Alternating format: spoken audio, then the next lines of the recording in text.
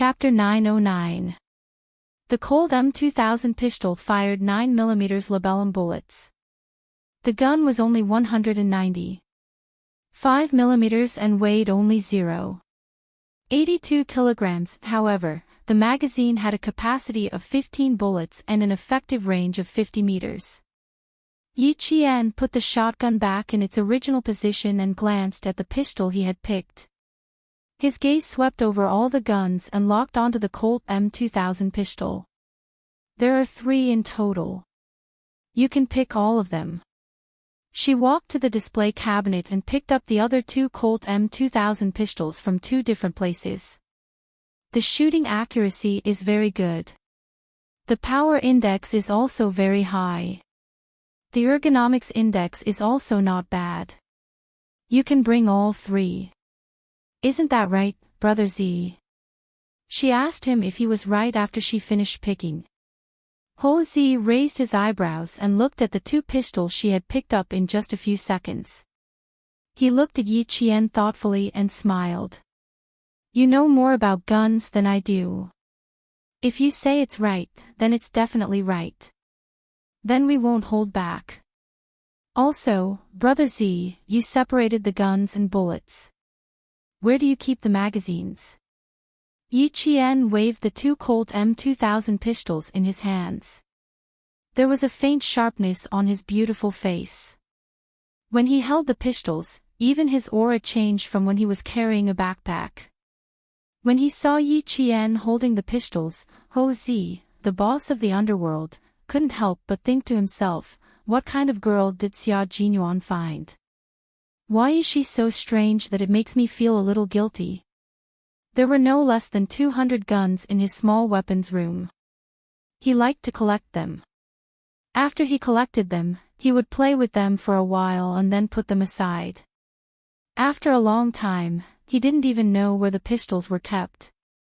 He also couldn't remember if he kept one or a few of the same type of guns. But this girl just glanced at them and picked up the 2 Colt M2000 pistols as if she knew where they were and could take them out with just a stretch of her hand. When Yi Wei said that she had a good memory, he was also very surprised. However, it was far from being surprised to the point where he felt guilty. There were only 2 people who had made Ho Zi feel guilty. The first one was the person who had single-handedly raised him to where he was today and was now enjoying his retirement on a small island in the Atlantic Ocean. The second one was Xia Jinyuan's girlfriend.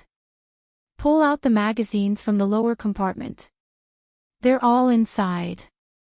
Look for them yourselves. Ho Zi continued to observe Yi Qian. He wanted to see how good her memory was. He separated the magazine from the gun to prevent anyone from breaking into his collection room. Yi Qian tried pulling at the bottom of the wooden cabinet with both hands. After confirming it, he pulled harder. A drawer-like compartment was pulled out. Rows upon rows of magazines of various sizes were neatly placed in the drawer with a black velvet cushion. Compared to the guns that were casually placed on the wooden cabinet, the magazines were much neater. Go ahead and choose. After you're done, this place will cease to exist. Ho Zi opened the other 3 compartments together. There were magazines and bullets. Guns need bullets. The bullets in the magazines won't be enough.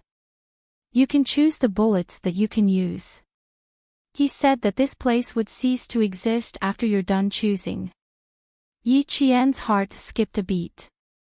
She instinctively looked at Xia Jinyuan. Xia Jinyuan only smiled at her. Do you see the magazines? Brother Z is right. Guns need bullets. Chapter 910. So this is why he brought me and Little Fox here. Madam Xia Yiwei, it seems like your plan is working. This man who can do whatever he wants in the underworld is cutting off his own path of retreat. Seeing the smile on his face, Yi Qian felt a lot more at ease. This meant that before Ho Zi brought them in, he had already made up his mind to destroy everything. This made her feel at ease. No wonder Xia Jinyuan said, if something big happens one day, this is the first place you have to get rid of. In fact, he was telling Ho Zi that this place had to be destroyed. Ho Zi really had the guts to destroy this place. However, Yi Qian felt that Ho Zi seemed to be doing something very important. He had started to destroy some evidence that could directly incriminate him, and the gun collection room was the first evidence he wanted to destroy. As for why, Yi Qian, who had never been interested in other people's private affairs, had no way of knowing why Ho Zi wanted to destroy this place. There were 3 Colt M2000 pistols in his hands, so he needed 3 magazines. Yi Qian scanned through the 3 rows of magazines, picked up the magazines one by one in front of Ho Zi, and threw them to Xia Jinyuan. Colt M2000 pistol magazine, capacity 15 rounds, loaded 15 rounds. She was very fast. Ho Zi, who had been paying attention to her, saw that her gaze swept across the rows of magazines, and she did not even look for them. She was even more familiar with the exact location of the magazines than he was. He was convinced, he was really convinced. Xia Jinyuan caught the 3 magazines that were thrown to him in succession and put them down one by one. He did not even need to check carefully, he just took them and loaded them. His expression was full of trust in her. Ho Zi saw this kind of trust in Xia Jinyuan, and his eyes darkened. He could vaguely see the attitude that Xia Jinyuan had towards relationships. He did not hide it, he was not afraid, he was only going to advance and retreat together. Now, the trust between them was like a lock, locking their every word and action, making it impossible for others to interrupt. Brother Z's collection of guns is very tasteful. These 2 are magazines for the M9, and these 2 are magazines for the Desert Eagle. There's a total of 7 pistols, and that's about it. Yi Qian had picked out the best of the best, especially the Desert Eagle, which was the king of pistols. If they really destroyed this place, it was better to take out the good guns and let Xia Jinyuan and the others use them properly. Ho Zi did not care anymore. He was only responsible for bringing the couple in. The couple was more familiar with everything else than he was. The magazines she picked out were all good magazines. Among the rows of magazines, she picked out the good ones in less than 3 minutes. What else did he need to care about? There's no dagger here. I'll get one for self-defense when the time comes. Just pick a few pistols. The rest of the guns are inconvenient to carry and can be easily recognized. Xia Jinyuan did not say much during the whole process. Yi Qian did all the work.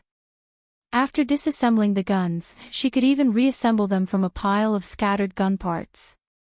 Her eyes and hands were so sharp that from the time she picked up the handle to the time she finished assembling the gun, she did not even have to think about whether the parts in her hand were correct or not. This was because she could accurately pick out the correct gun parts from a pile of parts. He felt ashamed of his own inferiority when it came to such memorizing skills. What Ho Zi saw now was only the tip of the iceberg of Yi Qian. Just this side of him was enough to make him gasp in amazement. Chapter 9:11. Ho Zi had only seen the tip of Yi Qian's iceberg. What she didn't know was that after Yi Qian entered the collection room and scanned the entire display table, her brain was like a mobile high-speed computer, storing the models and positions of all the guns. You take these guns. These 2 are enough for me. After picking out the guns for Xia Jinyuan, Yi Qian picked up 2 HKP-7 M8 pistols for himself. These pistols used 9mm parabellum bullets, had 8 and 13 rounds, magazines, and had an effective range of 50 meters. Yi Qian picked this pistol because it had a low recoil and was so safe that it could be carried safely even if the magazine was loaded. If the magazine was loaded, it was easy to misfire, but this pistol wouldn't. Therefore, it could be quickly fired when necessary and could immediately remove the safety and fire. After picking out the guns and magazines, Yi Qian had finally found all the weapons they needed. There were a total of 9 guns and bullets. Xia Jinyuan had gained a lot. Holding Yi Qian's hand, they left the small gun storage room. Ho Zi was the last to leave. Before turning off the lights, he glanced at the collection room where the first gun was placed 15 years ago. After a flash of coldness in his eyes, he pressed the switch and turned to leave. He walked quickly without a trace of hesitation. An underground gun storage room that would no longer exist after tonight. Since he had already decided to abandon it, he wouldn't hesitate anymore. It had only been 10 minutes since they entered the basement and came out. The staff of the attraction had just delivered today's lunch to the entrance of the villa. Xia Jinyuan pushed the fridge to block the entrance to the basement. His eyes fell on a yellow hose pipe. This pipe had appeared by the gun counter before. It was a natural gas pipe. Ho Zi had laid the natural gas pipe in the basement. If there was an accident, it was indeed very suitable to blow up the entire gun storage room. Moreover, it was under the kitchen. When the time came, it could be said that a natural gas leak caused the explosion. Let's eat. After lunch, let's go back to the city. Ho Zi invited the two of them to sit at the dining table. He personally opened a bottle of red wine and poured a glass for Yi Qian. Yi Qian, Ho Zi, admire you. She was even more ruthless and resourceful than the 17-year-old Ho Zi when he was young. He couldn't admire her. She had single-handedly challenged more than 10 hooligans and crippled 7 of them. Tonight, she had talked about guns as she opened her mouth. This 17-year-old girl had shown him that there was always someone better than her. Yi Qian pursed her lips and smiled. She was like a flower that was quietly blooming. There was no lethality in her smile at all. Brother Zi, Miaozan, I'm indeed a student. I'm a second-year high school student. What I know is just from him.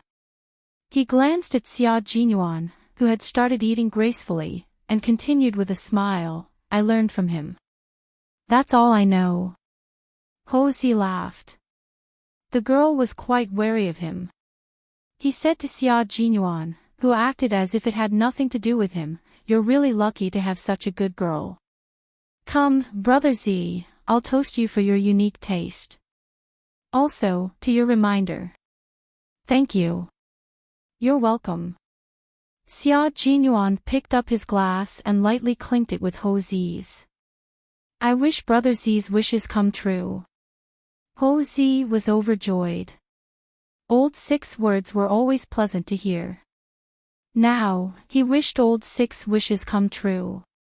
This matter must succeed. Cooperating with this territory was for no other reason than to prevent the woman he loved from being married to another man. Ho Zi, who was sitting at the dining table, was talking cheerfully and wittily. There was no trace of ruthlessness in his expression. Although he occasionally spoke with the arrogance of a superior, his words were always humorous and witty. Unconsciously, one would be deeply attracted to his conversation. Chapter 9:12.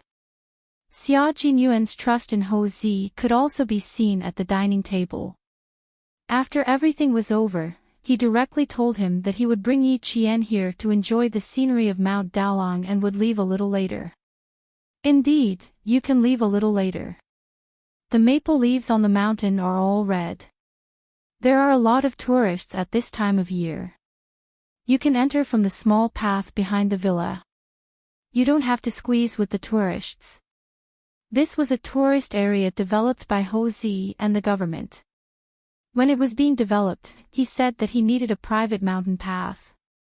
Thus, when he was designing the entire area, he paid a little more money to leave such a path. There was a private mountain road in the tourist area. Just by hearing about it, one could tell that it was extraordinary. Xia Jinyuan knew about Ho Zi's financial resources, so he did not look surprised at all. After thanking him, he was led by Ho Zi's bodyguard into Mount Daolong from the back of the villa. The bodyguard was only responsible for escorting them to the entrance. After watching them leave, he turned around and reported back. G3 will come to Mount Dalong. We will meet up with him later. After walking for a while, Xia Jinyuan said to Yi Qian in a low voice, "When the time comes, cover for him and drive away directly." Yi Qian nodded slightly. He knew that Xia Jinyuan did not want Ho Zi's people to discover G3. Soldiers were soldiers, and bandits were bandits. Regardless of his relationship with Ho Zi, the safety of his comrades was the most important thing. When G3 arrived at Mount Dalong, they would begin to deliberately reveal their whereabouts on Nanshan Hill. They would attract all the danger to themselves until the danger was over. After the matter in Southern Province was settled, they would set off directly from here and appear on the soil of another country as illegal mercenaries to search for their missing comrades. There were tens of thousands of maple trees on Mount Dalong. When Southern Province was promoting tourism, they would film the scenery of Mount Dalong all year round. However, Ho Zi had left a private path for them to enjoy the best scenery. There were mountains, rivers, and scenery. Yi Qian, who was going to visit Mount Dalong in the future, smiled and said to Xia Jinyuan, "Looks like Brother Zi invested a lot here. Otherwise, the government would not have allowed him to leave a private mountain path." That's not the case. Sometimes, this road is also used by provincial leaders to receive VIPs and to climb the mountain for sightseeing. Xia Jinyuan walked a few steps ahead, occasionally stopping to wait for Yi Qian to come closer. It was rare for the two of them to have such a pleasant time together, and it made him have the urge to shorten 1 minute into 2 minutes. After about 40 minutes of climbing, Yi Qian, who was wearing a skirt, was so hot that her back was sweating. She picked up a fallen maple leaf from the bottom of a huge, towering rock to fan herself. "Let's rest for a while. I'm all sweaty."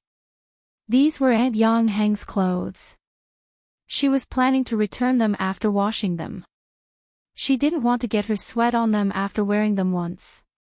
She wouldn't be able to return them when the time came. Xia Jinyuan raised his head and looked at the rock. After circling around it, he put on his suit jacket and began to climb up the rock. When he reached the top, he lowered his head and looked at Yi Qian, who was still wiping her sweat and resting under the rock. "Go up there and rest for a while. You can get some wind." When Yi Qian saw him climb up, she immediately went around and heard him say, "The place to enjoy the scenery of Mount Dalong is on this rock. Hurry up." There weren't many climbing points on the rock. It was high and steep, and one wouldn't dare to climb it if they didn't have the guts and skills. Yi Qian lowered her head and looked at what she was wearing today.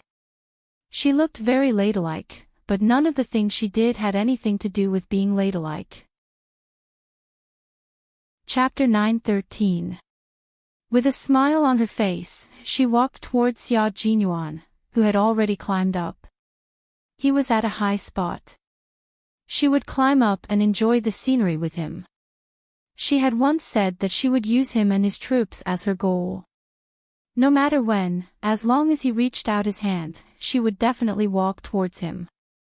The rock that no one had set foot on was not steep. Instead, it was flat enough for two people to sit side by side. There was also a backrest, which made it look like a natural stone chair. They could sit together and watch the clouds rise and the sun rise and set. This place is really good. If I hadn't climbed up, I wouldn't have been able to find it. Yi Qian took his outstretched hand and carefully stepped on the chair of the natural stone chair. Then, she slowly bent down and sat down. "You have a great view. You can enjoy the maple leaf scenery on this side of Mount Dalong. Xia Jinyuan, shall we come again when the maple leaves turn yellow?" Yi Qian, who had taken the initiative to suggest a next date, looked up. Although the scenery was good, she was still worried about him. "Is this the time for our next date?" Xia Jinyuan laughed heartily. He held her in his arms and let her head rest on his shoulder. He said softly, "When the maple leaves turn yellow, I will definitely put on my military uniform and accompany you to see thousands of maple leaves." There were thousands of maple leaves on Mount Dowling. When they were red, they were like clouds, and when they were yellow, they were like gold. When the weather was good, people from southern Province City would come to see them and enjoy the beautiful scenery of all 4 seasons. Yi Qian gently closed her eyes and nodded. "I have always believed in you, Xia Jinyuan. I have always believed in you. I have never disappointed you either, have I? It was like that in the past, and it will be like that in the future." His suit jacket covered their knees and let her head rest on his shoulder. This was the most peaceful and beautiful time for the two of them to be together. Even the indifferent little fox beside him took the initiative to approach him. Xia Jinyuan thought to himself, "If the first time doesn't work, I have to at least try a few more times." Xia Jinyuan glanced at the bottom of the rock and saw a small, square, and colorful aluminum foil bag. With his good eyesight, he took a casual glance and saw the English words on the aluminum foil bag clearly. Xia Jinyuan, who had originally planned to bring Yi Qian back to the hotel next time, wanted to get up and leave immediately after seeing an imported brand aluminum foil bag in a place like this. But the little fox seemed to like this place. Xia Jinyuan sighed softly and whispered, "Let me tell you something. The story of Xia Yiwei and Hou Zi. Why are you suddenly talking about them?" Yi Qian immediately raised her head and looked at him with a puzzled expression. She frowned and said, "Did you discover something?" "His gun collection. Hou Zi brought us here to look at the goods. I'm guessing that he's starting to pull back.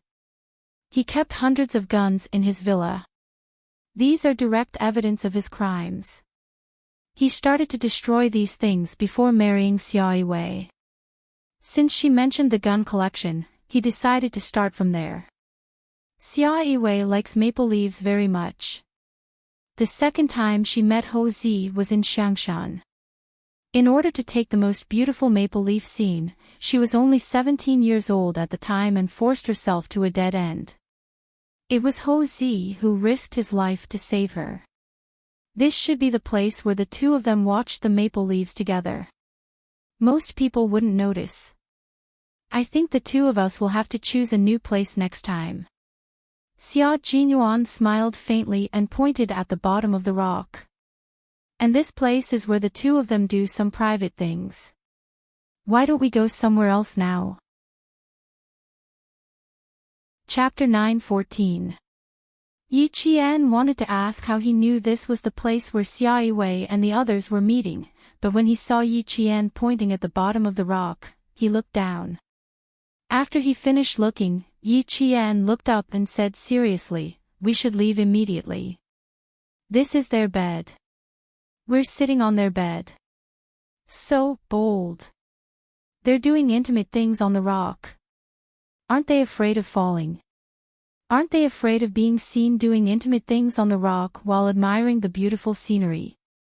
Yi Qian didn't even dare to think about it.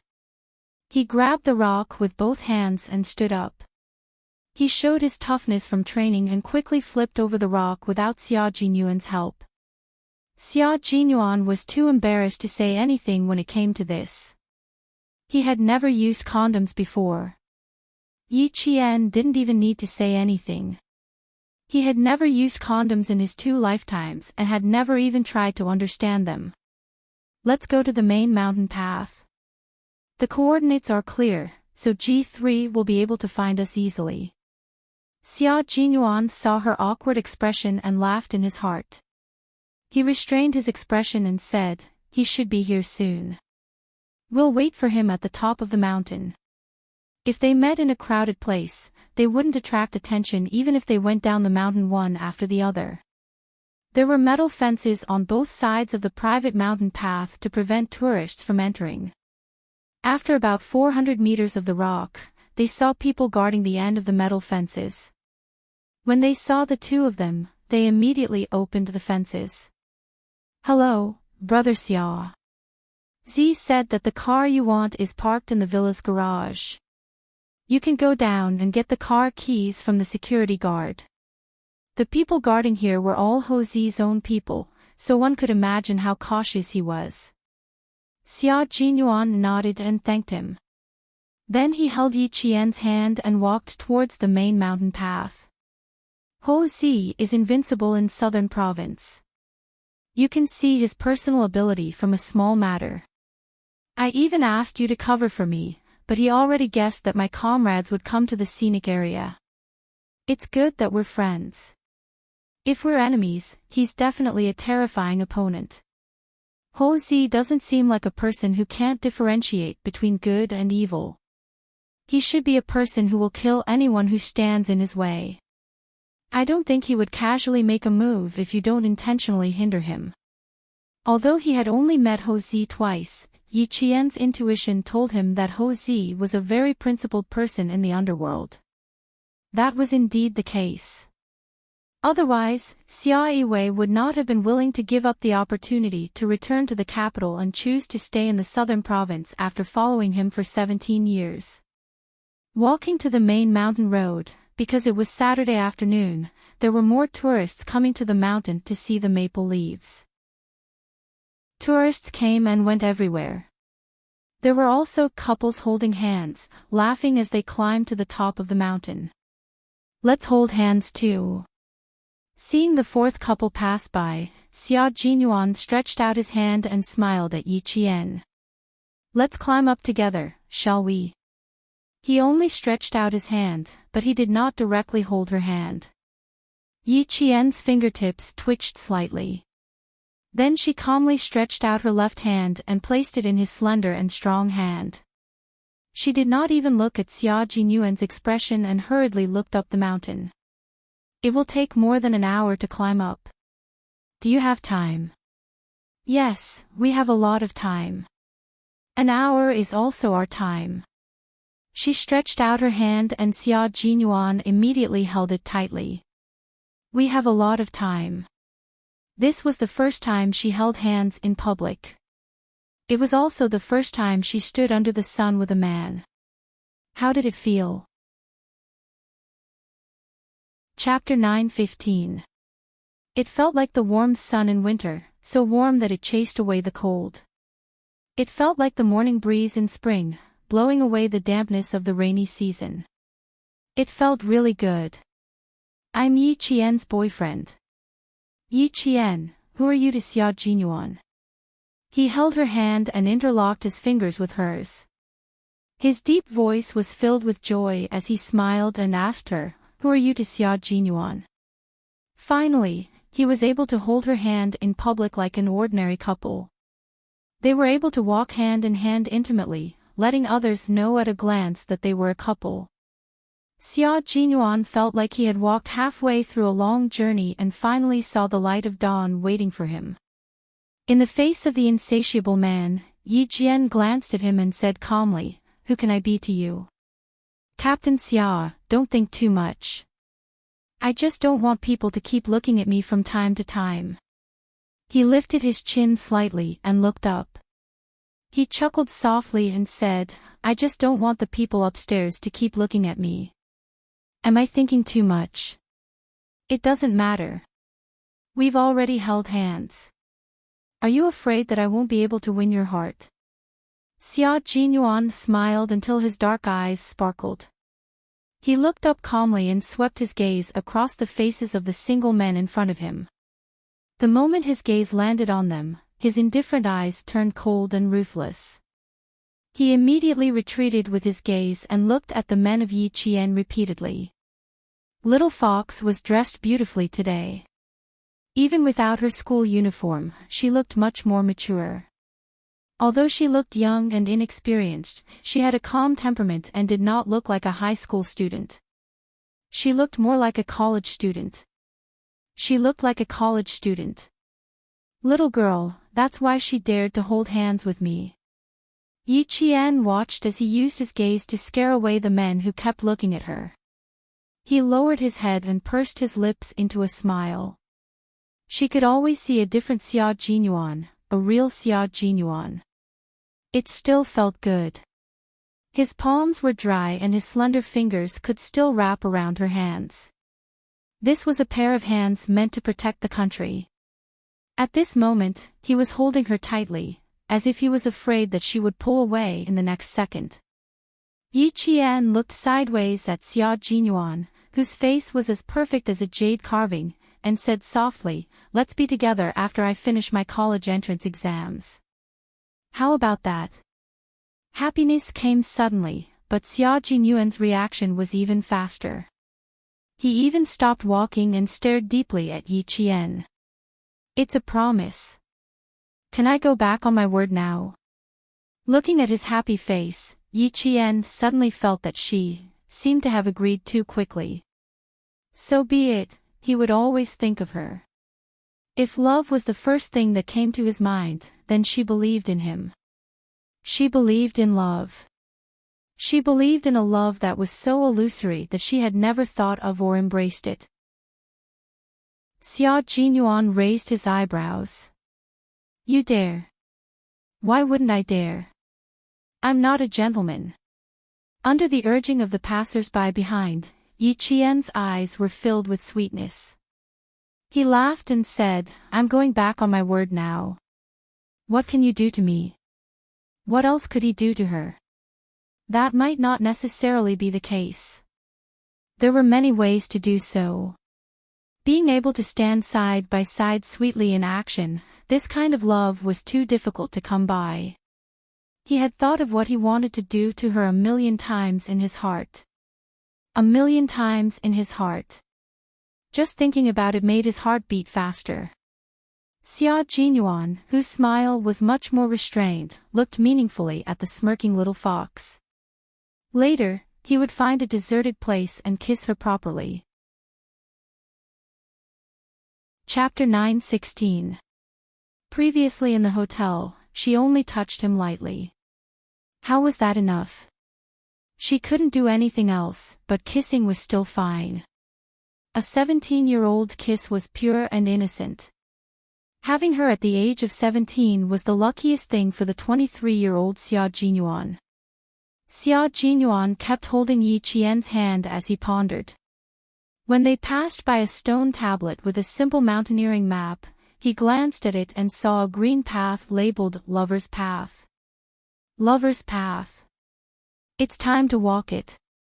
They were still climbing the main path with stone stairs. One step after another was enough to make one's knees weak. Some elderly people who were tired would rest in the stone pavilions.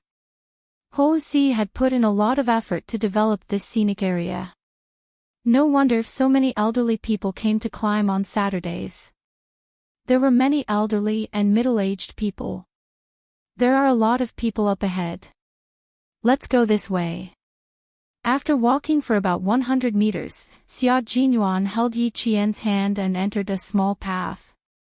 He was so fast that Yi Qian, who was focused on climbing, didn't see a wooden sign with the words Lover's Path on it. Lover's Path was a path for young people. It wasn't paved with stone slabs. It was a mountain path made by stepping on foot. If the trees on both sides were trimmed slightly, it would be a winding path suitable for lovers to climb. It's too steep here. Let's go out, okay? It's too hard. My feet hurt. A woman's coquettish voice came from up ahead. A man coaxed softly, "It's not steep. It'll be fine after we get past here. How about I carry you?"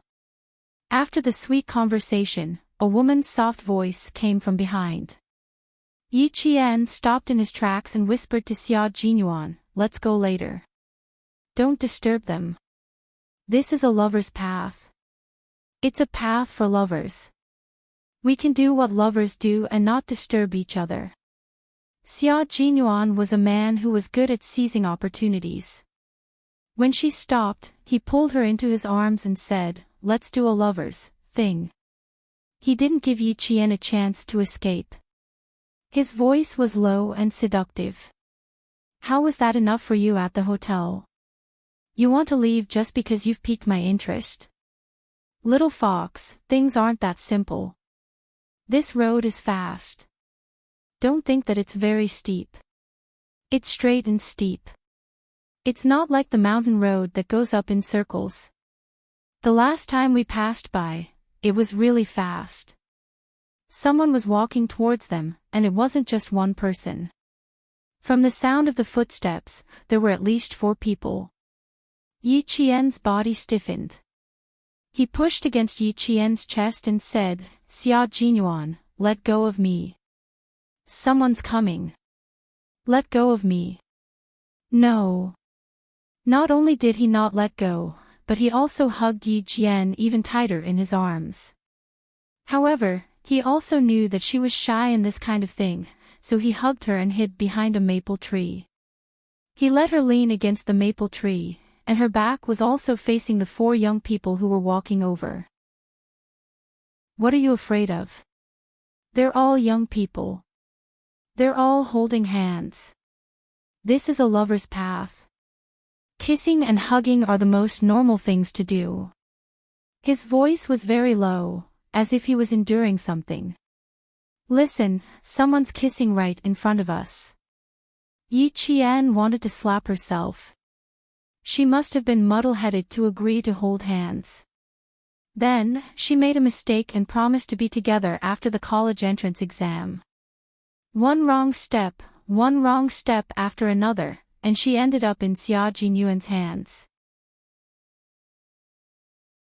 Chapter 9:17. Other people are other people. What does it have to do with us? Don't push your luck, you Xia Jinyuan blocked all her words. Looking at her gently moving red lips, his heart itched like a cat was scratching it. She even said to wait until after he kissed her. Be it a beast or a minor, a 17-year-old Yi Qian was an apple in the Garden of Eden. He wanted to eat her. No, he wanted to kiss her. He couldn't eat her now. If he really did, he would be a beast. After being teased by her a few times in the hotel, he couldn't hold back anymore. He held the back of her head with one hand and kissed her fiercely. Yi Qian was stunned by his fierceness. She made muffled sounds of resistance and felt a sense of danger. Yi Qian wouldn't let herself stay put. Her body began to struggle subconsciously, but the result of her struggling was that his arm around her slender waist tightened and the kiss deepened. Xia Jinyuan. His throat made a short, muffled sound. Yi Qian only felt that the tip of her tongue had been kissed by him until it was congested and numb. He was so strong and domineering, which made her panic all of a sudden. They kissed again. Xia Jinyuan, who was quick-witted and eager to learn, began to have a certain level of skill. He gently sucked on the tip of her tongue and slowly teased her lips with an irresistible gentleness. Yi Qian couldn't resist such a skillful kiss. She accidentally let out a After the sound came out, she felt all the blood rush to her face. Her face was so red that it was burning. Xia Jinyuan chuckled. It seemed that he had improved again. Practice makes perfect. If he was given more opportunities, he would definitely improve his professional skills. Look, who would notice us, silly? No one would come to watch us. Just like how when we find people kissing, we would be kind and try not to disturb them. Let's walk over quickly. His voice became more mellow and hoarse. The ambiguity in his tone became more obvious. How is it? Did I improve? Yi Qian closed her eyes. That voice just now made her shy to speak. That voice was very unfamiliar to her. It didn't sound like her voice at all. It was delicate and soft, as if water could drip from it. Yet, it was his own voice. She kept her eyes closed. She was so shy that even her eyelashes were trembling slightly. Xia Jinyuan couldn't help but lower his head and place a gentle kiss on the lips. How can you be so shy? We are lovers, we will have intimate contact. What we do is a normal process for a man and a woman. Little fox, are you shy? Or are you resisting? Why don't we give it another try? He lowered his head as he spoke, and his hot breath blew on her face. Yi Qian was so shocked that she quickly opened her eyes. However, she didn't look at him first. Instead, she looked around guiltily. Then, she gritted her teeth and said, Xia Jinyuan, do you want to see how old the girls kissing are? I'm still young. How dare you kiss in public? Aren't you afraid of being discovered? Also, your identity. Oh, so she wasn't resisting. She just couldn't kiss in public. Xia Jinyuan had an epiphany. He smiled and said, well, let's find a place where there is no one around next time. A place where no one will see or discover us. For example, in a room. What do you think? Chapter 9:18. You're not even qualified to be a Special Forces soldier. How on earth did you pass the test of lust? Yi Qian, who had gone from blushing to gritting his teeth, glared at him with a harmless gaze. It's obvious that you can't pass the test of lust. They had all undergone special training in this area. The male Special Forces soldiers had undergone a series of brutal physical and psychological training to ensure that lust had no effect on them when they were held captive. With the crisis averted, Yi Qian regained his sharpness. Look at you, you're always thinking about such nonsense. Your special training was all for nothing. When the time comes and a prettier woman stands in front of you, won't you just surrender? This was an interesting topic, and it was also a question that had puzzled him for a long time. They had indeed undergone special training in lust. They were so strong-willed that they had no interest in such things. In the words of the G3, the Snowfield Brigade soldiers were all vegetarians. But Yi Qian's willpower was as weak as a piece of paper, easily broken with a poke. For this operation, they had appeared in the black market as illegal mercenaries. The naked women in the black market had walked past him one by one. The wine he wanted had been pushed to a black mercenary. He had no interest in it at all. There was nothing wrong with his willpower. Women's charms had no effect on him, except for Yi Jian and the shy little fox in his arms who looked like a peach blossom. He was certain that as long as the person in his arms was her, his breathing, heartbeat, brain reaction, and thoughts would all be affected. Especially when they were alone, he would want to do something naughty. After he was done, he felt so good that it was as if he had slept for 3 days and 3 nights. He was so energetic that he could crawl 2 kilometers with 20 kilograms of weight on his back. I definitely won't surrender. I've already encountered what you're talking about 10 days ago. I didn't act on impulse at all, so don't worry, I'm fine. I won't embarrass my little fox when I walk out of here. He used the tip of his handsome nose to touch Yi Qian's slightly wrinkled nose. He smiled faintly and looked at her with eyes as gentle as water. The faint fragrance of her body lingered at the tip of his nose, allowing him to peacefully enjoy this brief moment of peace. He had already met her 10 days ago. Had he met a great beauty? Yi Qian turned his head away and harumphed, you think you're reassuring. I really don't feel at ease. Do you still want to go to the mountaintop? If G3 doesn't see you when they come over later, they'll write delayed military intelligence in their report, and you'll be in for it. Don't worry. I don't have any feelings for other women, except for you. However, we really need to leave quickly. He's probably already in the scenic area. Xia Jinyuan seemed to know that she would be angry because of what he said. After finishing the first half of the sentence, Xia Jinyuan immediately talked about the serious matter in the second half of the sentence. He successfully stopped Yi Jian from punching him again. However, the corners of his mouth curled up subconsciously. There was a hint of complacency and pride. She believed him when he said he wasn't interested in other women. They kissed and opened their hearts to each other. One promised to wear the military uniform when he came back, and the other promised to be together after the college entrance examination. Although it was only a few hours of interaction, they had gained a lot. Chapter 9:19. Along the way, their hands never left each other. Both of them had good stamina and did not stop along the way.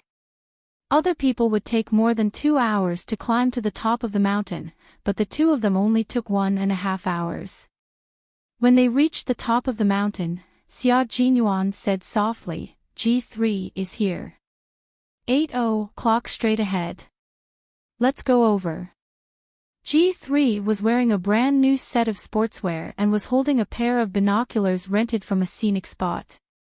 Through the binoculars, he saw Q King and Yi Qian walking over side by side. K7's message was cut off. He sent a fake message in the early hours of the morning. As the two of them walked over, G3's hoarse voice could be heard. With Yi Qian on guard, he quickly conversed with Xia Jinyuan. T6 contacted me through K7. He and V8 are already on their way.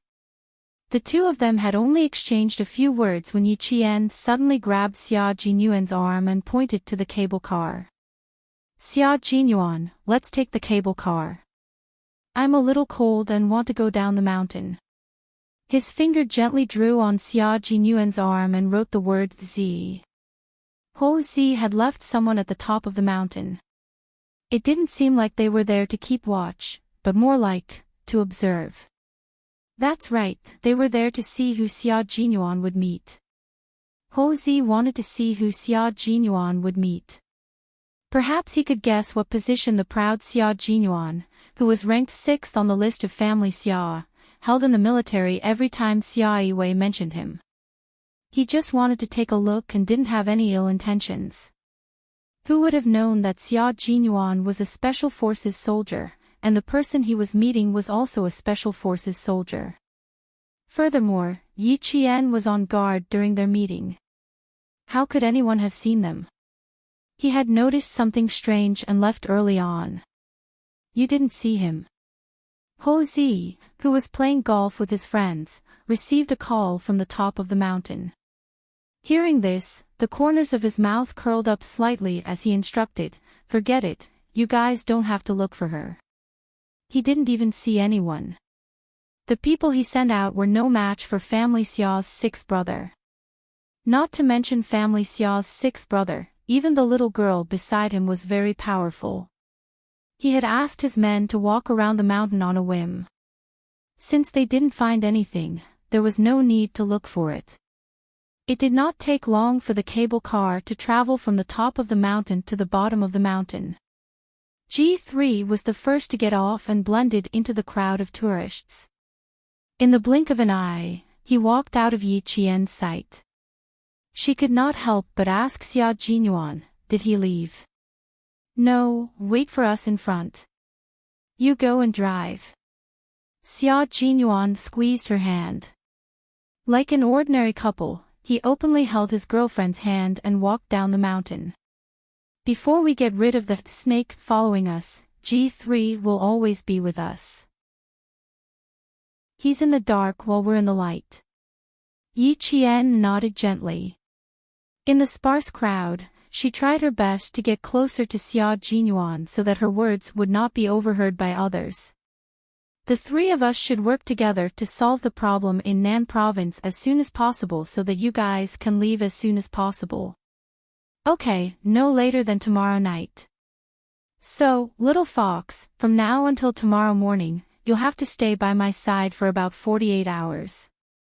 Let me see if you've regressed within 48 hours. You haven't trained for more than 10 days since you came back from Bafang." It was easy for her to become rusty if she did not train for more than 10 days after her hand was grazed by a bullet. She did not train with the soldiers, but she had been training under Principal Chen's arrangement all this time. She raised her eyebrows and her beautiful chin slightly. It's just that I didn't increase the amount of training. My daily basic training is 365 days, and it won't be interrupted no matter what. Chapter 9:20. Not even on special days. Looking at her smiling face that was like a flower and her eyebrows that were filled with sunshine, Major Xiao inadvertently started to become energetic again. This energy was like the tip of a bamboo shoot that emerged from the spring soil. It could not be broken even if one pinched it, and it grew day by day. Yi Qian unceremoniously elbowed him in the chest, causing Major Xiao to clutch his chest and twist slightly. I was wrong, I was wrong, I was wrong. Despite the pain, he quickly grabbed her hand and did not let go. He softly begged for mercy. I was really wrong, I deserved to be hit. But I didn't mean anything else, I was just concerned. Don't all girls have special days? You're still growing, you can be harsh on yourself, but on special days, you really don't have to. Xia Jinyuan, I want to tape your mouth shut. Yi Qian forcefully shook off his hand, her pink face flushed red, as if she was angry. But in her anger, her frown and smile made passers-by think that she was an angry girlfriend acting coquettishly with her boyfriend. Xia Jinyuan's voice became softer and warmer. It's not too late for you to seal it when we're back in the room. Now is not the time. G3 is in front. He'll laugh at me if he sees it. Laugh at you for what? Yi Qian snorted and glared at him coquettishly. Does he dare to laugh at you? It was a good sign that she was already protecting him before they were even together. Xia Jinyuan's smile deepened. He did not realize that in his deep eyes, there was an almost unconditional affection for her. Yes, he doesn't dare to laugh. If he dares to laugh, your fists won't let him off. That's not what I meant. I meant that he doesn't dare to laugh at you because of your status. Yi Qian was angered by his twisted logic. Just you wait, there will be a good day for him. Don't talk about things that make me embarrassed. If you do, I'll remember it. Sooner or later, I'll settle the score with you. This threat was big enough. Xia Jinyuan, who understood the situation, immediately shut up and naturally changed the topic. Silly, no matter what our status is, he won't laugh. He'll only give us his blessings. Although her chest was still aching, it could not beat the sweetness in her heart. It was so sweet that her heart felt as if it had brewed honey from 100 flowers, fragrant and sweet. Holding her hand tightly, he strode forward and said in a low and deep voice, as if he was making an oath, "We'll make them give us their blessings and never let go of each other's hands. You are my lover and my comrade. Yes, you are my lover and my comrade. I have to thank you for holding my hand throughout the journey, teaching me step by step. Xia Jinyuan, I'm really grateful to you." Holding his slender and broad hand, Yi Jian walked out with her head held high. She was as cold as the young major beside her. She hoped that they would continue to walk together like this, through all the hardships, and never leave each other. At this moment, she was indeed hoping for that. Unknowingly, they caught up with G3 again. The three of them walked at a moderate pace and even communicated secretly when no one was paying attention. When they reached the foot of the mountain, Yi Qian said to Xia Jinyuan, "I'll get the car. Wait for me." G3 also knew that she could drive. After Yi Qian left, G3, who was standing under a tree, said to Xia Jinyuan, who was standing in front of him with his hands in his pockets, "Yi Qian seems to know something. Did you tell her?" Chapter 9:21. She doesn't know who we killed, but she knows everything. Xia Jinyuan looked at the end of the decapitation operation and quickly separated from his comrades. He raised his fist and smiled. Congratulations. G3 extended his fist. After the two men's fists lightly bumped, G3 understood. The fact that the military agreed to let Yi Jian join must have something to do with you. Otherwise, they wouldn't let her join such a dangerous mission. That's right, but I really didn't tell her before. Xia Jinyuan tapped his head, and the smile in his eyes was brighter than the blue sky. She's very smart. I only told her that I was changing my clothes along the way, but she suddenly reacted so quickly that I almost told her everything. G3 was speechless. Why did he sound like he was showing off? After a moment of silence, he said, J5 is recuperating. This time, the team suffered a heavy loss. After this is over, think of a way to get someone to write the 10,000-word report. Let K7 do it. Although he's a forensic doctor, he's very logical. Let him write it. He hadn't found anyone yet, but he had already agreed to let him write the report. Of course, he also hoped that his comrade could return safely. There were some words that couldn't be said while crying like a girl. Saying it in a different way would make him feel much better. We're all waiting for him to come back and write it. The car is here. There's good stuff in it. Get in the car and check it out. Yi Qian picked them up for us. She finished picking them out in 5 minutes. The sound of a car engine came from afar. A white imported Mercedes-Benz was driven over by Yi Qian. An old man crossed the road. Xia Jinyuan saw that she stopped steadily and gave way to the old man out of courtesy. G3's gaze landed on Yi Qian, who was sitting in the car. A faint smile appeared on his face.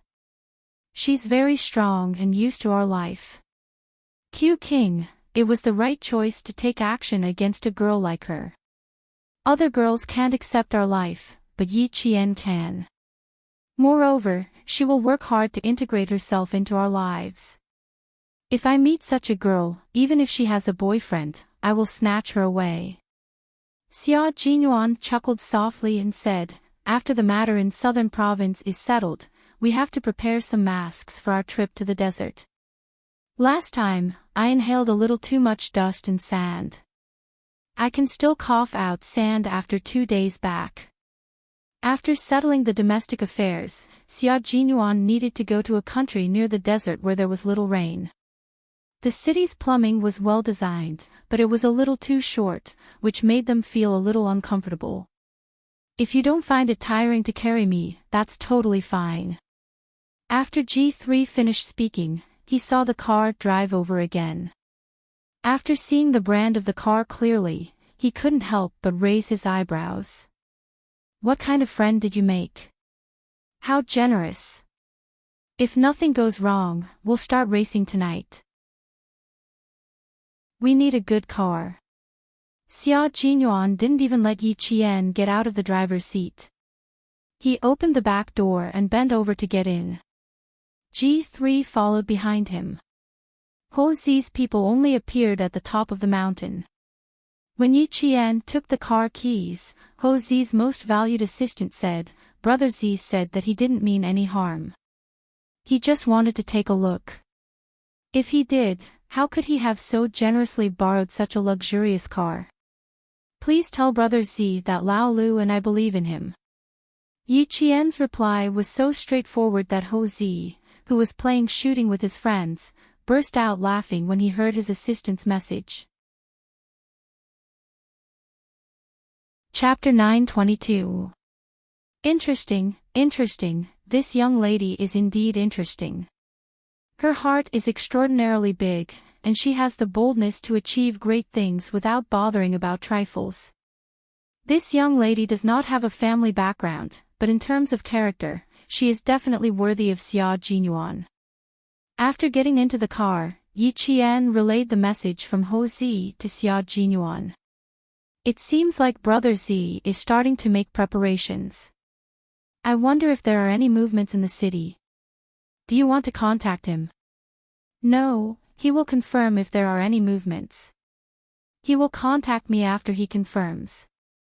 After getting into the car, Xia Jinyuan was no longer Xia Jinyuan's boyfriend, but a soldier who fought for the country. His gaze was piercingly cold and carried a murderous intent. There are some goods in the travel bag in the back. G3, take a look. The travel bag containing the guns was placed in the back seat.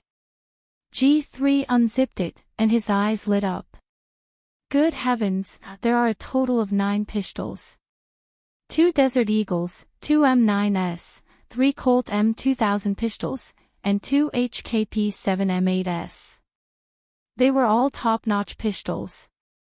They are all good stuff. Q King, your friend has good taste, but there is also a big problem. Illegal possession and illegal possession of firearms and ammunition is a violation of firearms regulations. A prison term of 3 to 7 years is inevitable. G3's voice sounded like gravel grinding on gravel from the back seat, and there was a hint of coldness in his voice. Xia Jinyuan turned around and looked at G3, who obviously had "very satisfied" written on his face and was secretly warning him. He smiled and said, "It is indeed a big problem for him to risk his life to get the guns for the 3 of us. Even the military knows about it. I don't care if the military knows about it or not. I only care about you." G3 fiddled with each gun before putting them back into the travel bag. He stared coldly at Xia Jinyuan. "I only care about you. I don't care about anyone else. I only care about you because you are my comrade. Knowing but not reporting is also a crime." Yi Qian tightened her grip on the steering wheel. What was G3 worried about? She had been worried about it before. Knowing and not reporting it was also a crime. Xia Jinyuan knew that Ho Zi had a gun, but he concealed it. This was a crime. The few tails that I left in Hongkou City yesterday should have already entered the southern province. Check their tracks first. You can have a good rest now. I will take care of things that have nothing to do with our mission. Xia Jinyuan knew what his comrade was worried about. He did not need to deal with these things. Ho Zi would naturally take care of it. Yi Jian's straightened back gradually relaxed. She knew that Ho Zi would deal with it, but she was afraid that G3 would mention in the report that they were carrying out a mission in the southern province and the source of the guns and ammunition. Xia Jinyuan would definitely be brought in for questioning. Now that even the military knew about it, there was no such thing as Xia Jinyuan. G3, who was no longer worried about the source of the guns, got into the car and closed his eyes. The tracks are easy to check. Check the provincial records. I will take a nap. Looking at King Q's refreshed appearance, it was obvious that he had slept soundly last night. But he didn't. Last night, he had walked for half the night before sitting in the county minibus that was still making clanking sounds. He had to take a nap to recover his energy. Yi Qian glanced at him. G3's skin was a healthy wheat color. The dark circles under his eyes were not as obvious as Xia Jinyuan's, but the tiredness on his face was obvious after he got into the car. Just like Xia Jinyuan, he did not have a good rest. Go to sleep. Yi Qian and I will watch over you. K7 was missing and J5 was recovering. Although the mission was successful, they had paid a high price. Chapter 923. The Snowfield Brigade members who were scattered all over the country reported their situation after their condition stabilized. The military also received their reports and knew that there was a problem with K7's whereabouts. But the military did not take any action because they could not take any action. The foreign snake had entered the country, and there were also people monitoring the movements of the military. The spies operating underground could also appear at any time. For the sake of caution, the military decided to wait and see. With the Shuiyu regiment, a sharp sword that could both attack and defend, the Central Army believed in their abilities. This special unit was responsible for all the special forces. They were the country's shield and spear. If there was an accident, they had enough ability to deal with it. Yi Qian drove towards the city center. Bureau Chief Yang, who had been looking for her, had sent a few groups of people to look for her. The school had sent people to every place Yi Qian usually went to, such as the library, etc. They even sent people to the single-player arcade on the streets to look for her. Yang Heng, see where else she goes. Go and look for her personally. Bureau Chief Yang had already called home to look for Yi Qian. He needed her to go to the Transportation Bureau again. Yang Heng, who was helping Mother Yang prepare dinner at home, frowned. He thought for a while and said, "Dad, Yi Qian and I see each other most often in school. Our relationship is not as deep as you think. I really can't tell you." His son did not know. Bureau Chief Yang immediately hung up the phone and called Principal Chow. He could only ask the principal if he could find Yi Qian. Yang Heng hung up the phone and looked up. He saw his aunt frowning and looking at him with a serious expression. "Aunt, what happened to you? What happened? Isn't she still not awake?" Angie, President Song's daughter, had been suffering from jet lag since she got off the plane. She couldn't take it anymore and fell asleep after lunch. "Why is your dad looking for Yi Qian? Is it a good thing or a bad thing? Yi Qian is my savior now. I have to protect her." President Song was still afraid that his brother-in-law would call to make trouble. As he spoke, he picked up the phone and was about to call back. Yang Heng quickly hung up the phone and said with a smile, "No, the bureau is facing a problem and they need Yi Qian to help them. She has a good memory and my dad knows that. Even if they ask her for help, there won't be any trouble." The Yang family and the Song family all found out that Yi Qian had saved President Song's life. Yang Heng's grandmother patted her chest, her heart racing. She took her daughter's hand and said, "He's your lucky star. He saved you from disaster. Ting Lan, you have to thank him properly. You have to thank him properly, okay?" Old people tended to be a little superstitious. Yi Qian had snatched the steering wheel and saved CEO Song. The old man thought that he was his daughter's lucky star and their family's lucky star. "You're not lying to me, are you? Why would your father need Yi Qian's help? What could she do to help? This won't do. I have to call your father." President Song was a man of his word. He was used to being a man of his word. If he was worried, he could not just listen to others. He had to find out for himself. Yang Heng knew his aunt's temper. He took his hand away from the phone and said, "Go ahead. But the line might be busy."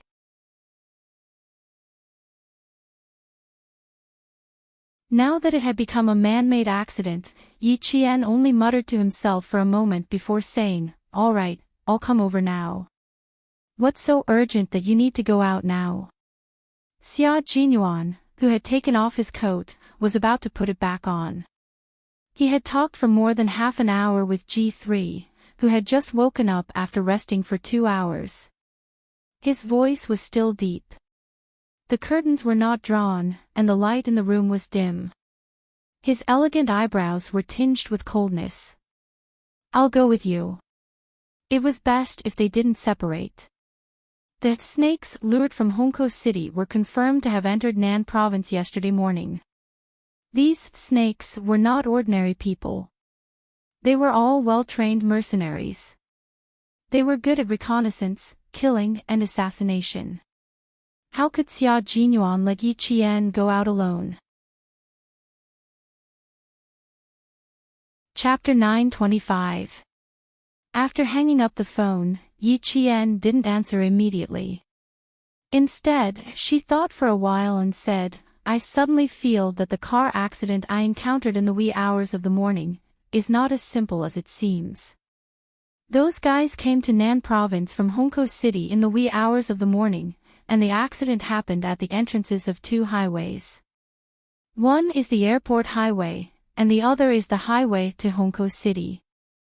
Xia Jinyuan, who had put on his black suit jacket again, had a slight movement in his dark eyes. His handsome face, which did not reveal any emotions, was not only cold in the dimly lit room, but also looked more unpredictable. Do you suspect that the car accident last night had something to do with them?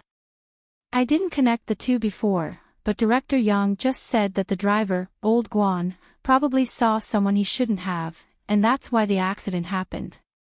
The wee hours of the morning, car accident, Hongkou City, mercenaries, death. If we look at the incident separately, they are not connected, but if we string them together. Before Yi Qian finished speaking, Xia Jinyuan suddenly grabbed her hand. Let's go and take a look. I trust your intuition.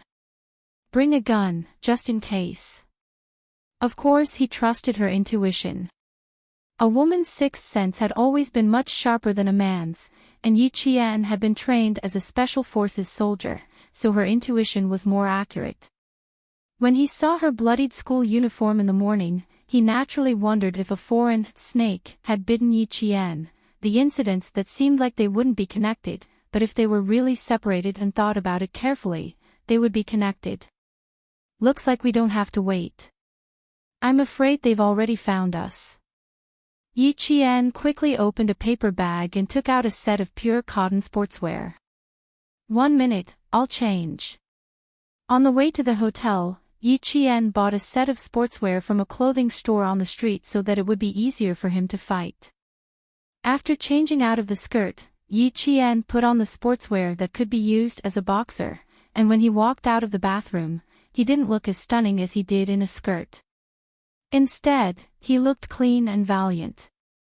Compared to wearing a skirt, Yi Qian preferred the sportswear that was convenient for him to move around. G3 was also staying at the Caesar Hotel. He, who was in the dark, did not need to go over for the time being. Instead, he rested in the hotel first and took a hot bath. Now that Ho Zi would not come up to the 23rd floor of the Caesar Hotel, Xia Jinyuan had the final say. G3 said to the two of them, "Be careful."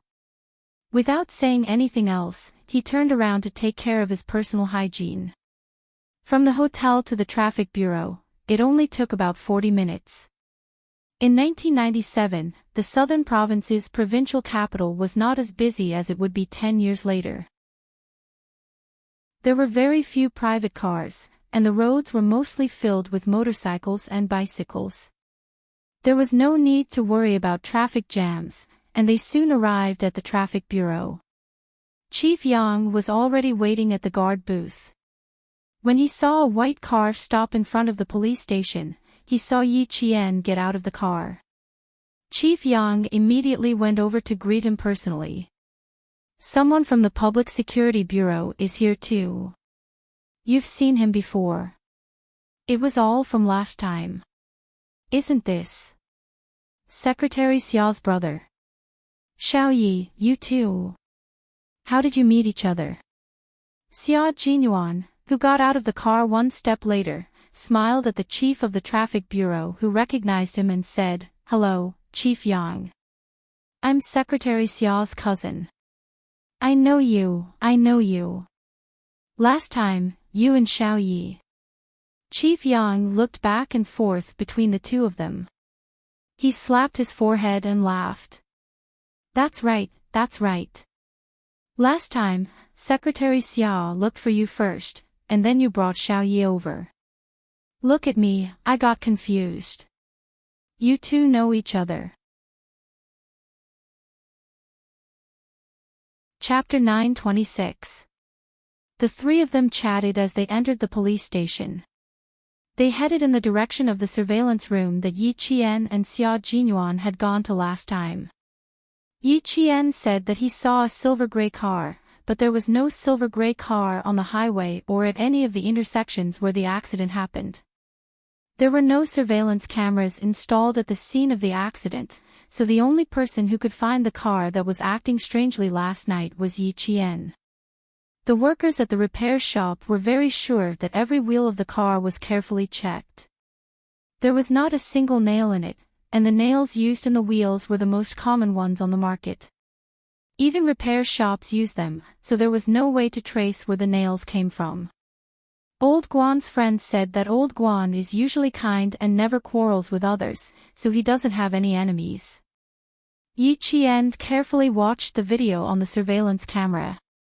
The officers at the police station reported their findings to Xia Jinyuan, and Yi Qian could also hear them. The video switched very quickly, starting from the moment Old Guan's car appeared in Hongkou City. This video was sent by the Hongkou City Transportation Bureau. Director Yang was not present when Yi Qian watched the video last time. Now that she saw it, her eyes were filled with surprise. This kid is watching the video at a fast-forward speed. Can he see anything? Yi Qian stared at the video and asked Xia Jinyuan, "Is there a paint that can quickly repaint the color of the car? If there are no silver-gray cars passing by on the highway or at the intersection where the accident happened, is there a possibility of repaint?" "Why do you say that?" Xia Jinyuan looked up at Yi Qian, who had been staring at the screen. The video played very quickly, and all he could see was the light flashing on her face. The cold light on the screen made her expression look hostile. Yi Qian paused the video 5 minutes after Old Guan's truck passed by the highway. A milky white car appeared on the screen. Director Yang, who had been watching Yi Qian the whole time, took a deep breath. Not only was she watching, but she was also really paying attention to it. She even remembered the time when each image appeared very clearly. That was why she could freeze the image and enter the time accurately to the second. This wasn't called having a strong memory. It was more like having a super strong memory and reaction time. Yi Qian didn't notice Bureau Chief Yang's reaction. He started to talk about what he had discovered. This car followed Old Guan's car after he had lunch. Old Guan's car got on the highway at 3:12 p.m. yesterday, and this car also got on the highway at 3:22 p.m. At 10:00 in the evening, Old Guan drove the car to the service area to rest for 2 hours. This car also entered the service area to rest for 2 hours. At 12:00, Old Guan continued driving. At 3:00 in the morning, he got off the highway and entered the auto repair shop. At 3:45, he started driving again. At 4:21, he got into an accident.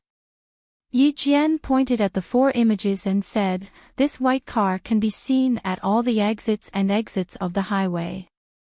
However, this white car disappeared after a while. "I've looked at the electronic cameras at all the intersections and this white car has disappeared." The staff at the Public Security Bureau quickly recorded what Yi Qian said and gave detailed instructions. See if there was any white car that entered the nearby auto repair shop to be painted. Then ask. No, there's no need to ask. The car didn't enter the auto repair shop to be painted. They painted it themselves.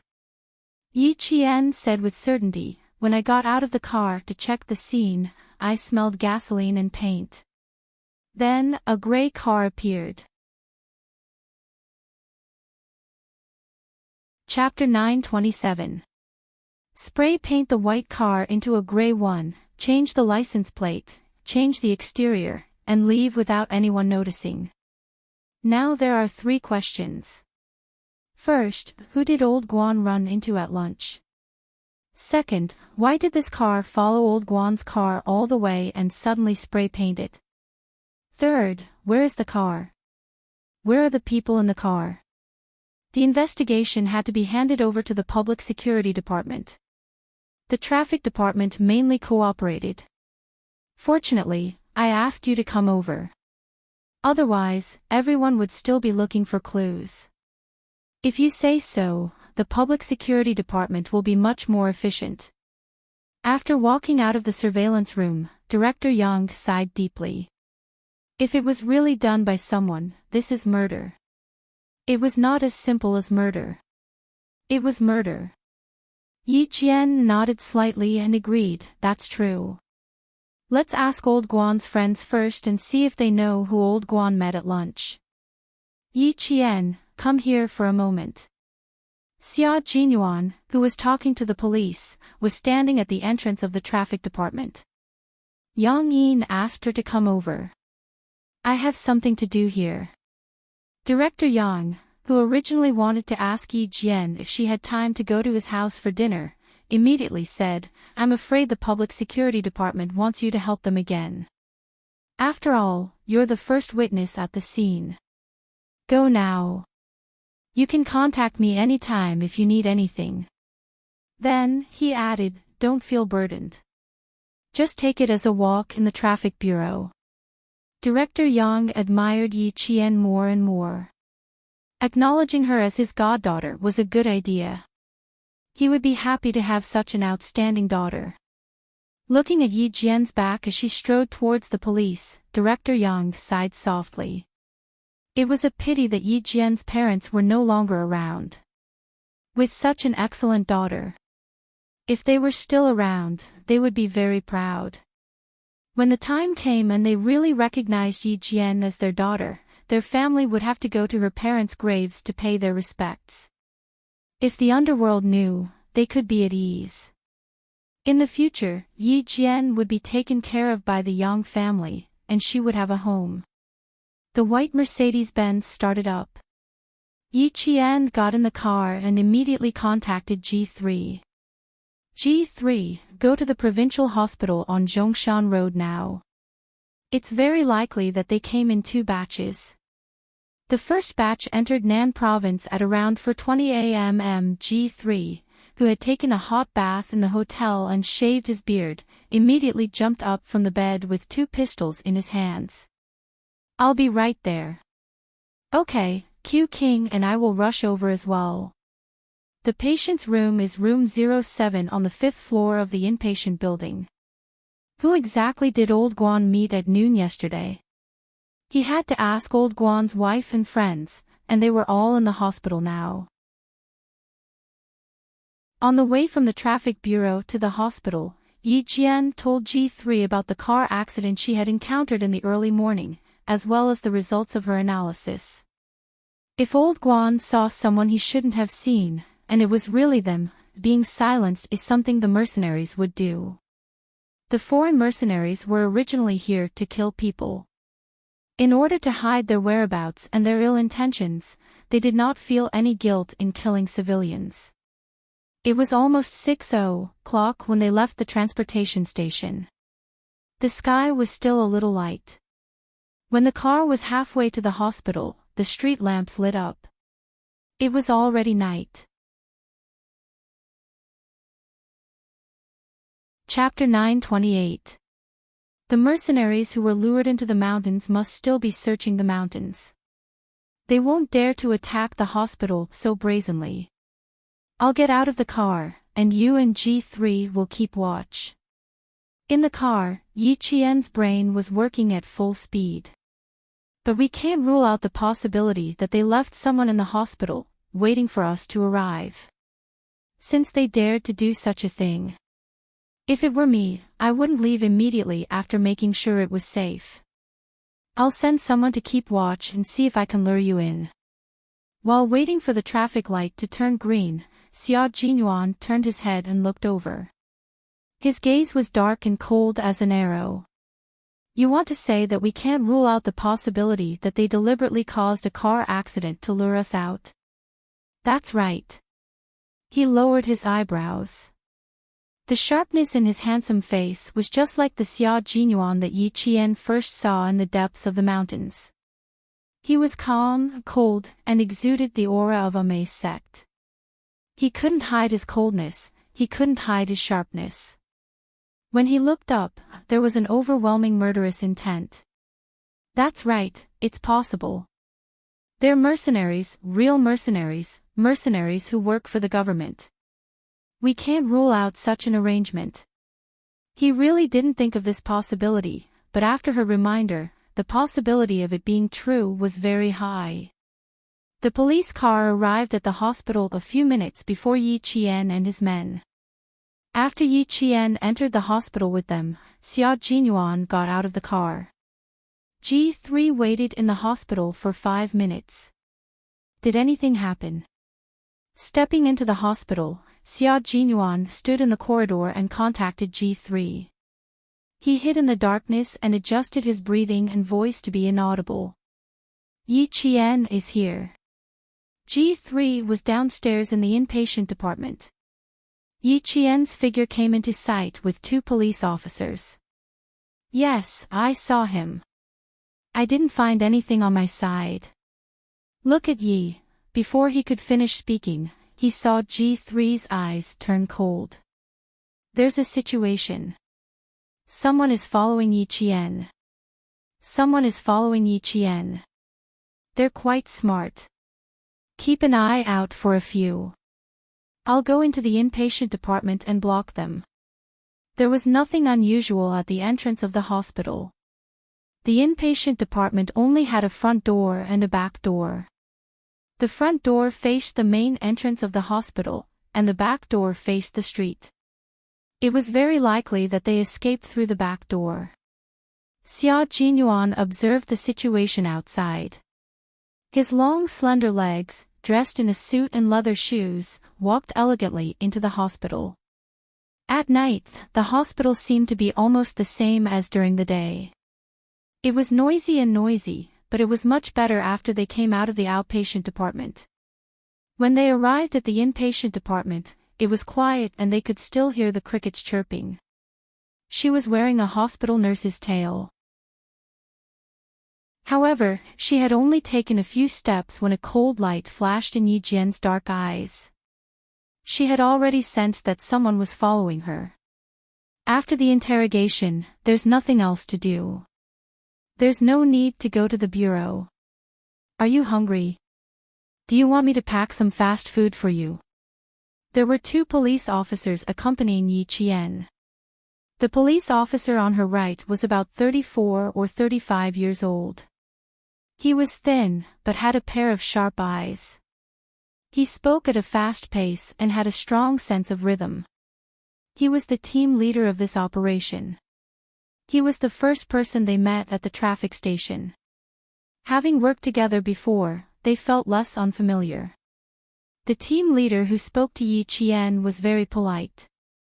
When he spoke, it was as if he was negotiating with her. He didn't mean what he said. This was the charm of Yi Qian's personality. In her previous life, Yi Qian suddenly woke up from her muddle-headed days. She endured the hardships life gave her and gritted her teeth to survive. She was like a tenacious cattail. No matter how tough the environment was, she would live on with determination. Chapter 929. After a long time, even if her face was beautiful, it wasn't dazzling and resplendent. Instead, it was like a flower blooming in the morning dew, swaying with the wind, causing people to feel relaxed and happy. The charm left behind in her previous life settled in the charm of this life. In this life, she lived a colorful life, with the dazzling splendor to compete with the world. The 2 different kinds of charm poured out at different times, and the result was completely different. Just like now, her calm and leisurely aura made the police officers around her feel her calmness. They would be infected by her calmness and involuntarily put her in an equal position. They would discuss, and treat her as one of their own. Captain Feng, you're too polite. I'll go to the restaurant after I'm done with the questioning. Yi Qian quietly walked closer to the captain who was talking to her and said, "Don't look back. Someone is behind you. Think of a way to contact the higher-ups to protect old Guan's wife and friends." Captain Feng's gaze suddenly stopped. He said to his colleague beside him, "I'll go over and pay for their hospitalization fees. You go up with her first." "Why is it still our side paying? We paid 5,000 during the rescue, and now we're paying again. The other police officer did not notice and said helplessly, "Okay, okay. Go, go. It's a matter of life and death. Don't talk about money. The family members should be here soon. We still need to arrange for the manpower." Yi Qian listened to the two police officers talk and did not say anything. She did not need to say anything. She just quietly followed them. The inpatient building was not high. It was only 10 floors. There were 2 elevators, and they moved slowly. She said to the police officer, "It's too slow. Uncle, let's take the stairs." Taking the stairs was more convenient to deal with Tail, who was wearing the hospital's uniform. These foreign mercenaries were really patient. They waited for her in the hospital. Not only were they patient, but they were also very cautious. They would not let go of anyone or anything that was disadvantageous to them.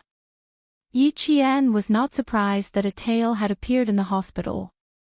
The reason why he paid attention to her was probably because he was the first one who rushed to the driver when the accident happened. They were afraid that the driver would say something wrong, so they were so cautious that they would rather kill 1,000 innocent people than let one person go. The younger policeman was very patient with Yi Qian. When he heard that, he even smiled and said, "Sometimes, it's indeed faster to climb the stairs than to take the elevator. But the stairs in the hospital are dark, and some of the lights are not on yet. You have to be careful when you walk. Don't bump into anything." The little girl had really helped them. She had made the whole case progress very quickly. Later, as long as they could ask Old Guan's friends about who Old Guan had met at noon and whether he had noticed the white car, the whole case could be considered to have made real progress. The Tail behind them obviously understood Chinese. As Yi Qian and the others walked towards the stairs, the Tail quietly followed them with a lunchbox in her hand. There were not many people in the inpatient building, and there were even fewer people climbing the stairs at night. When they entered the stairwell, their vision suddenly turned dark. Yi Qian, who had deliberately walked behind them, immediately closed the fire door. She said to the police officer who sensed something strange about Yi Qian, "Someone is following me. Be careful of guns. Go upstairs and guard. Don't come down." These words really made one's scalp tense. They were not afraid of knives, but they were afraid of guns. The closed door opened less than 3 seconds after Yi Qian finished speaking. A black shadow followed closely behind. The shadow quickly reached out to the wall, trying to turn on the lights in the corridor. Chapter 930. Yi Qian, who had been hiding in the dark and concealing her presence, immediately made her move when the man raised his hand to close the door. The moment the door was closed, the light reflected off the door reflected a trace of coldness in her eyes. Her target was the gun in the man's right hand. His right hand, which had been holding the lunchbox, was now holding the gun. A gun was not a good thing. It was a dangerous and bad thing in the hands of the enemy. She had to either snatch it or kick it away. Yi Qian did not intend to snatch the gun. She intended to kick it away. Kicking a gun away was a boxing skill. She would fight with whatever she could win until her opponent was dead. Yi Qian could be so ruthless when facing her enemies. These mercenaries who had chased Xia Jinyuan back to China would not be able to get anything out of them. And Xia Jinyuan did not expect to get anything out of them either. She was not joking when she said she would kill without mercy. She had to do it. The silver wire in her hand was like an agile snake. It wrapped around the man's right wrist at lightning speed. The man had been very vigilant, but no matter how vigilant he was, he did not expect someone to suddenly attack him from behind the fire door. "You're asking for death." The South Asian man spoke in stiff Chinese. He gave up on turning on the lights and raised his right hand, which was bound by the silver wire, in an attempt to break the thing around his wrist. As soon as he exerted force, the South Asian man felt a sharp pain in his right wrist. He realized that the thing around his wrist could not be broken, and he did not need to exert force. If he exerted force, the thing would cut into his flesh even faster, as if it could break his wrist. The pain made him involuntarily release the strength in his right arm. However, Yi Qian's reaction was faster. She straightened the entire silver wire and kicked the man's right elbow. She did not kick him from the front, but from the back. She straightened the man's right arm and kicked his right elbow hard. Yi Qian held the silver wire tightly in her hand. She was not afraid that the man would be strong enough to drag her over with the silver wire. The best thing about the silver wire was that the harder it was wrapped around the person, the tighter it would become. "Who are you people?" she asked in stiff Chinese. "You are all Chinese soldiers, right?" Chinese soldiers. Seeing that they were suspecting that it was Chinese soldiers who had assassinated the religious leader, Yi Qian smiled coldly and replied in perfect English, "It's useless for you to know who I am. However, I can admit that I am a Chinese soldier." "That's right, you can think that she's a Chinese soldier.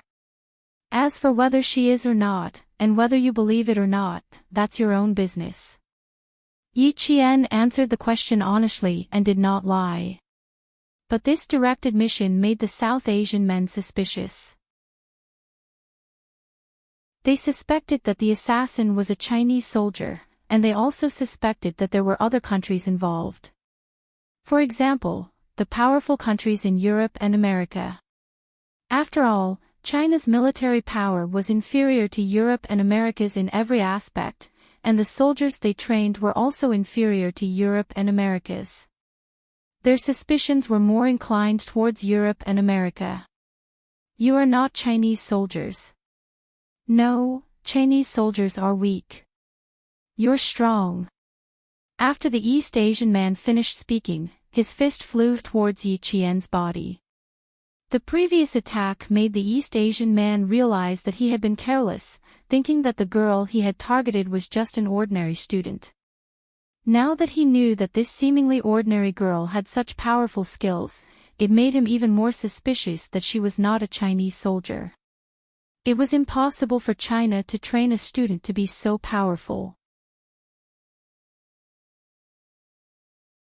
Chapter 931. The Chinese soldiers are weak.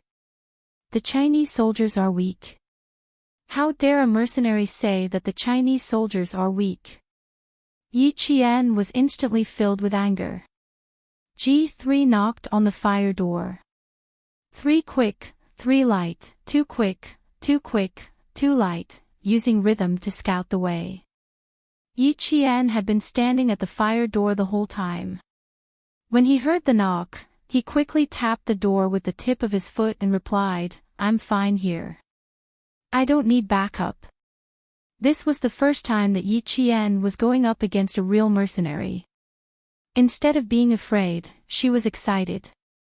She wanted to fight a real mercenary who didn't care about their lives and only cared about money. She wanted to step on the edge of death and fight for her country. After G3 heard the response, he said to Xia Jinyuan, who had been on the phone the whole time, "First floor of the inpatient department, West Corridor, 1-on-1. There's nothing going on here. It seems like they only sent one person to guard the door. They're just waiting for Yi Qian to come over." Xia Jinyuan, who was standing at the back door of the inpatient department, had a cold expression on his face. He said in a deep voice, "Take care of them. The real mercenaries are at least 5 times more aggressive than the mercenaries we faced in the no man's land." Afraid that Yi Qian would be at a disadvantage, Xia Jinyuan didn't want G3 to help her too early. He chose the safe and stable way to deal with it. He asked G3 to guard the door first, just in case. The voices inside stopped for a moment. Then, a man shouted fiercely. He was probably going to attack Yi Qian again. "There's a problem with the door here. Wait for the maintenance staff to come over. Take the elevator. Someone wanted to go up the stairs, but G3 stopped him and politely asked him to leave. He also guarded the entrance to prevent anyone from entering recklessly and getting into trouble. The South Asian man's expression changed drastically after being attacked by Yi Qian.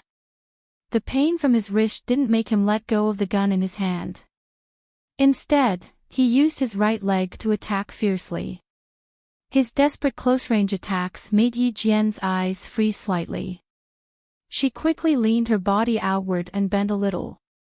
A gust of wind like a razor blade brushed past her ear, and then she kicked the fire door with a bang. This time, the close combat was much more dangerous than before. The fire door was kicked up by him. Yi Qian's eyes darkened even more when he kicked it. Yi Qian, who had dodged twice in a row, clasped the opponent's ankle with both hands and twisted it fiercely as if she was twisting a fried dough twist. The South Asian man groaned in pain in the dark. A strong gust of wind came from the darkness. The South Asian man endured the immense pain and lifted his left leg to kick Yi Qian in the chest. He seemed to have pressed one hand against the wall. The mercenaries sent from overseas to infiltrate the Chinese side were all quite skilled. They had rich combat experience and were very capable. They were also paid to do things, so they fought with a fight-or-die mentality. The South Asian man's right leg was twisted so hard by Yi Qian that it felt like it was going to break. He quickly made a move to win. Yi Qian sensed that he was going to kick him with his left leg, so he quickly let go of his opponent's right leg and dodged to the side to avoid the attack that was aimed at his chest. Even though Yi Qian's reaction was fast, the South Asian man's left leg missed his chest, but it still kicked his shoulder. His entire right shoulder was kicked to the side. Yi Qian, who felt a sharp pain in his bones, clenched his teeth and didn't let himself make a sound of pain. This was the first strong opponent that Yi Qian had encountered. The immense pain in his shoulder constantly reminded him that his opponent was a mercenary whose hands were stained with the blood of countless people. They only did things for money. It didn't matter if the people who died in their hands were civilians. As long as they were a target, as long as they thought they were disadvantageous to them, even if they were civilians, they would still kill them. Chapter 932. Yi Qian's muffled voice could be heard clearly in the narrow stairwell. This kick did not make the other party relax. When his left leg was clasped by Yi Qian's hands again, the South Asian man's expression was like that of a ferocious beast that wanted to eat people. His expression was cruel and cold. Upstairs, the young police officer wanted to rush down to get his colleagues, but when he heard the sound of fighting, he quickly rushed back. The fire door on the second floor opened, and two people came in while talking. Chengdu hasn't done a skin test yet. Remember it clearly when you're changing shifts. The temperature of the patient in bed 6 has been abnormal since this afternoon. You have to report it to the night shift. These two nurses were preparing to change shifts. The young police officer who rushed down the stairs had no choice but to turn back. I'm a police officer. Take the elevator. As he spoke, he stopped the two nurses with his left hand and opened the fire door with his right hand. He pushed the two nurses, who were confused, back to the safe zone. There couldn't be anyone here. They had to guard. Yi Qian had just said, guard upstairs. Guard upstairs for no other reason than to be afraid that someone would enter or leave. They were afraid of being accidentally injured. The other party was a dangerous person with a gun. The young police officer heard the sound of fighting and wanted to rush down several times, but because the fire door was not bolted, he had no choice but to stay and wait. He did not have a pager with him, so he could not ask his colleagues for help. He could only wait anxiously. Interesting. You're not from the Chinese side. You've been following us, but you can understand Chinese. Stiff Chinese came out of the other party's mouth. It was ruthless, cold, and playful. Yi Qian smiled thinly and said in fluent Chinese, I said I'm Chinese. Of course, Chinese citizens can understand what you're saying. Ha ha ha, Chinese citizen. Me too. The South Asian man wiped away the blood on his face that had been cut by something. He stared at the figure that blended into the darkness with a playful smile. The other party's fists and legs did not stop attacking even when he was talking. He could not shoot. Yi Qian did not give him a chance to shoot. In a battle of life and death, whoever had the upper hand would survive. Using words to distract her was really a useless method. The iron railing of the stairs clanged. Yi Qian used the silver wire to cut the man's wrist again. He then grabbed the man's left leg and slammed it against the railing. Then Yi Qian heard the sound of the gun's safety being released. The other party was planning to shoot, there was a soft sound. Yi Qian did not have the chance to think at all. She grabbed the man's left leg tightly with both hands and twisted it in the opposite direction. She raised her leg and attacked the South Asian man's crotch. She could not give him a chance to shoot. For any man, the crotch was the most sensitive part of his nerve endings. Even if the man was as strong as King Kong, he was still kicked by Yi Qian. His facial features were all twisted, and the safety of his pistol was off. It was so painful that his fingertips reacted half a beat slower. Bang! The sound of a balloon exploding in a sealed box came from the dark corridor. After the first sound, there was a second sound. He aimed at the man's right hand. Based on the sound of the man pulling the safety bolt, he knew where he was going to shoot. Chapter 933. With the second shot, based on the man's groaning in pain, the second shot accurately hit the man's head. The smell of blood gradually filled the air. Yi Qian didn't leave immediately. Instead, he pressed his body against the wall of the staircase. His breathing went from ragged to stiff as he pressed down. I told you, I'm Chinese. Unfortunately, you didn't believe me. You're in my country, so why would I lie to you?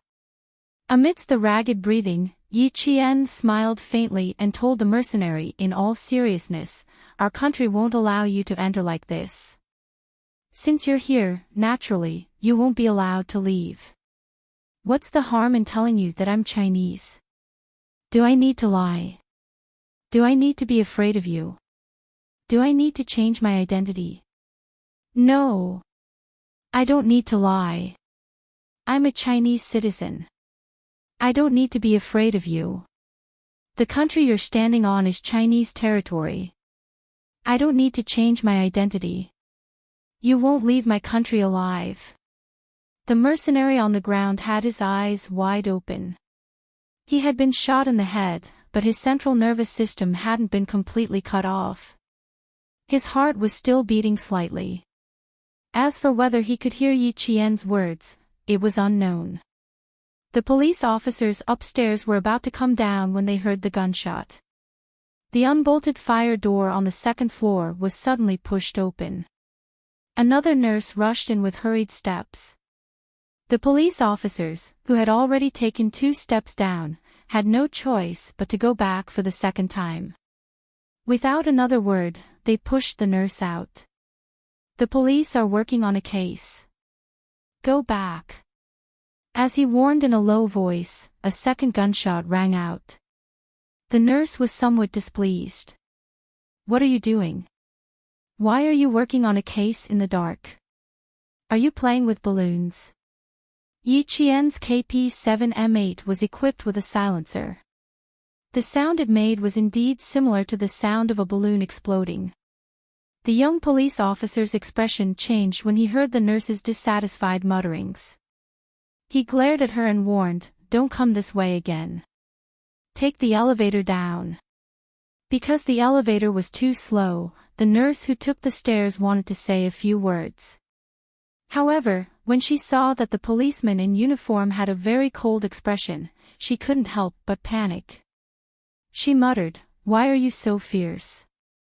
Then, she turned around and went into the hall on the second floor. After the fire escape door closed, the second floor returned to normal. Yi Qian closed his eyes slightly and took a long breath before he said to the police upstairs, "Turn on the lights upstairs. It's been resolved." The smell of blood permeated the corridor. The body of the fallen mercenary was still twitching at first, but now it was completely motionless. The dim lights came on. Yi Qian glanced at the wall and turned on the corridor lights on the first floor. In the dim light, the South Asian man who was leaning on the stairs was hit in the forehead by a 9mm parabellum bullet. The bullet pierced through his brain, causing blood to continuously flow out from the back of his head. There was the sound of hurried footsteps coming down from above. When the young police officer saw this, he gasped softly. He then jerked his head up to look at Yi Qian. His eyes were filled with shock. This scene was completely unexpected to the police officer. When he heard the gunshot, his expression changed drastically. However, because of the nurse's appearance, he had no choice but to turn back. When he heard the second gunshot, his heart sank. He thought Yi Qian had been shot. Yi Qian looked up and saw the young police officer who was standing there in shock. He smiled and said, "The local police won't be involved here. Someone will come and take care of it. You go back first. Don't worry about this." Chapter 934. He raised his hand and knocked on the fire door to inform them that the cleanup was complete. A second later, G3 pushed the door open and entered. He lowered his head and came in. When he saw the scene in front of him, he raised his hand and gave Yi Qian a thumbs up. "Well done. You flatter me. Think of a way to clean it up first." Yi Qian gently twisted his right shoulder that was in pain from the kick. Fortunately, other than the dull pain, there wasn't any severe pain. He could move his joints flexibly, so there was no problem with a fracture. G3 didn't even look at the young policeman standing above. He nodded and said, "Just throw him into the crematorium. It's not a big deal. Just throw him into the crematorium. It's not a big deal. How can it not be a big deal? Murder. This is murder. Murder, and it's not a big deal. How big of a deal is that? Ching Ching, how's the situation?" Someone on the third floor asked in a low voice. Captain Feng, who was in charge of the car accident case, had brought his men over. They didn't realize how dangerous it was to follow Yi Qian, so they came down with their guns close to the wall. Ching Ching, the young policeman who had been at the scene, heard this and immediately said in a low voice, "Someone died. Captain, come down quickly." When Captain Feng and his colleagues heard Ching Ching's words, they quickly ran down the stairs. "When do you plan to show your face?" "Wait until Yi Qian leaves before you show your face." G3 said calmly into the phone, then turned to Yi Qian and said, "Some people always like to show up last. You have to teach him a lesson when we get back."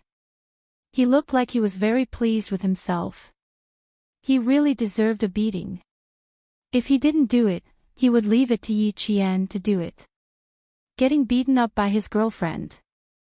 Didn't they say that beating was a sign of affection, and scolding was a sign of love? Let Yi Qian properly kiss and love. Yi Qian had always thought that this way of getting along with comrades was very good. The more they frustrated and hurt each other, the deeper their relationship would be. Hearing this, he chuckled and said, "Yes, I'll definitely teach him a lesson when we get back." Major Xia, who needed to be taught a lesson, pushed the door open and entered. He closed the door with a smile on his handsome face. His gaze first swept past Yi Qian. After confirming that he was unharmed on the surface, he raised his head and said to Captain Feng, "Captain Feng, we will handle this matter here. The bureau chief will contact Captain Feng about the specific reason. Can I trouble Captain Feng to bring Yi Qian to the ward first? I'll come over later." Captain Feng knew Xia Jinyuan's identity. He looked at the man with a bullet hole in the middle of his forehead and right palm and frowned. "This man is, the people we kill without mercy will not have anything to do with the local public security, nor can they have anything to do with it." Xia Jinyuan interrupted him calmly and added in a firm tone, "Only we can handle this. Please forgive us, Captain Feng." The staircase that was filled with the smell of blood was very quiet. Both sides looked at each other with a hint of not backing down. Yi Qian walked out and said, "Captain Feng, can we go up now?" "Okay." In the end, Captain Feng gave in. He had no choice but to give in. How could he interfere when he couldn't? However, seeing that there was a murder case in front of him, he couldn't just leave because of his professionalism. Captain Feng glanced at the young soldier who was talking to him and asked worriedly, "Is he a citizen of our country?" He didn't look like he was, so it was better to ask for more assurance. "He's a foreigner who will cause trouble in any country he goes to." Xia Jinyuan's eyes flashed with a hint of coldness and murderous intent as he said, "He has been waiting in the hospital for someone."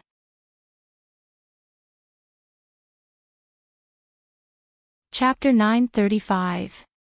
When his gaze landed on Yi Qian, Captain Feng's expression changed. "You mean, the car accident? Yes, we still need to ask more questions. So, Captain Feng, please take Yi Qian upstairs as soon as possible. We will take care of this." Xia Jinyuan's cold expression told Captain Feng that this matter was not over yet. "These bastards." Captain Feng gritted his teeth and cursed. He did not question Xia Jinyuan's words and whispered to Yi Qian, "Xiao Yi, this way. We won't take up too much of your time." No wonder Xiao Yi appeared with Secretary Xia's cousin from time to time. It turned out that she often helped Secretary Xia's cousin. Secretary Xia's cousin was a border police officer. If he said that the person who was shot was a foreigner, it was highly credible. These bastards who dared to offend our country should be killed without mercy. After taking a few steps, Captain Feng said to his colleagues, "You two stay here and clean up the bloodstains. Don't scare people." They could help clean up the scene, but they could not do anything else. After watching Yi Qian leave, Xia Jinyuan opened the fire door and pulled an ambulance cart into the corridor. He said with a faint smile, "Someone always likes to appear at the end. Why does it sound like you're a tattletale? You must have heard wrong. I said someone likes to appear at the end." In order to prove his credibility, G3 nodded responsibly and said seriously, "Yi Qian will praise you very much." Xia Jinyuan patted his comrade's shoulder and said meaningfully, "I can understand. You're jealous. Don't worry, brother, I've said it before. Once my marriage is settled, none of you will be a problem." He walked up the stairs and grabbed the mercenary's jacket with both hands. He and G3 carried him to the ambulance cart and covered him with a blue cloth. They could be dragged out to solve the problem. The scene was left to two policemen. After they got water and a mop, Xia Jinyuan shook hands with them and thanked them. He then left with G3. Old Guan's wife's ward was on the 5th floor. The call from the director of the Public Security Bureau came quickly. Just as they reached the ward on the 5th floor, Captain Feng received a notice that the local police were not allowed to interfere with border matters in Nan Province. With this notification, Captain Feng was finally relieved. There were two policemen standing guard outside the ward. Yi Qian pushed the door open and saw Mr. Guan's wife lying by the bed in tears. Mr. Guan's two friends, who were his drivers, were sitting beside the bed. Seeing Yi Qian come in, old Guan's friend was first stunned, then he stood up and said excitedly, Sister-in-law, this is your daughter who saved you. Quick, sister-in-law, look, your daughter is here to see you. Old Guan's wife, whose eyes were filled with tears, looked up. When she saw Yi Qian, she struggled to get up. She recognized him. The doctor said that if the young lady had not risked her life to climb into the car to give old Guan and 4 drip, she would not have heard old Guan's last words. Old Guan said that he wanted to thank the young lady who saved them first, and that he would let her live a good life and raise their children. He also said that he could not take care of the family anymore and that she would have to work hard for the rest of her life. He also said that if there was an afterlife, he would be reincarnated to repay her. From when she woke up to when she got into the ambulance. She spoke intermittently until she gradually stopped breathing. A living person was gone just like that. Auntie. Don't move. Yi Qian quickly held old Guan's wife's shoulder and stopped her from getting up. Don't move. Rest well. Chapter 936. Old Guan's wife held her hands tightly and kept saying, thank you. Yi Qian's eyes reddened as she thanked him through sobs. The pain of losing a loved one was the most unbearable pain. After crying for about 5 minutes, old Guan's wife gradually calmed down. She wiped the tears on her face with her hands that were calloused from hard work and had fine wrinkles on her fingertips. My dear daughter, old Guan said we must thank you properly. I don't have much ability, so I can only kowtow to you. My daughter, our Guan family will never forget your kindness. Old Guan's wife, whose eyes were red from crying, insisted on kowtowing to Yi Qian. Yi Qian was so scared that he hugged this down-to-earth middle-aged woman and said, Auntie, you can't kowtow to me. I'm not the only one here. There are many good people here. Please don't kowtow to me. I was just passing by and saw it. If I can help, I will. Old Guan's two friends said, that's what we should do, We can't think of any other way to thank you, so we'll kowtow to you. We'll kowtow to you on behalf of the Guan family. Yi Qian could stop one of them, but there were 3 of them at the same time. He gave Captain Feng a look and stopped old Guan's chauffeur friends. Auntie, uncle, I'm here because I have something to ask of you. There's no need to thank you, but I need to know something from the 3 of you. Yi Qian could calm old Guan's wife and 2 friends down. What happened yesterday afternoon? It's nothing. The 3 of us were together. We had our meals together.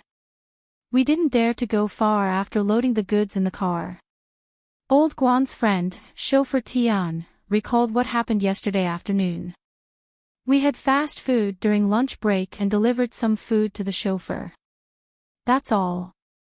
Did Uncle Guan leave during the lunch break? Or did he go out alone? Like fetching water?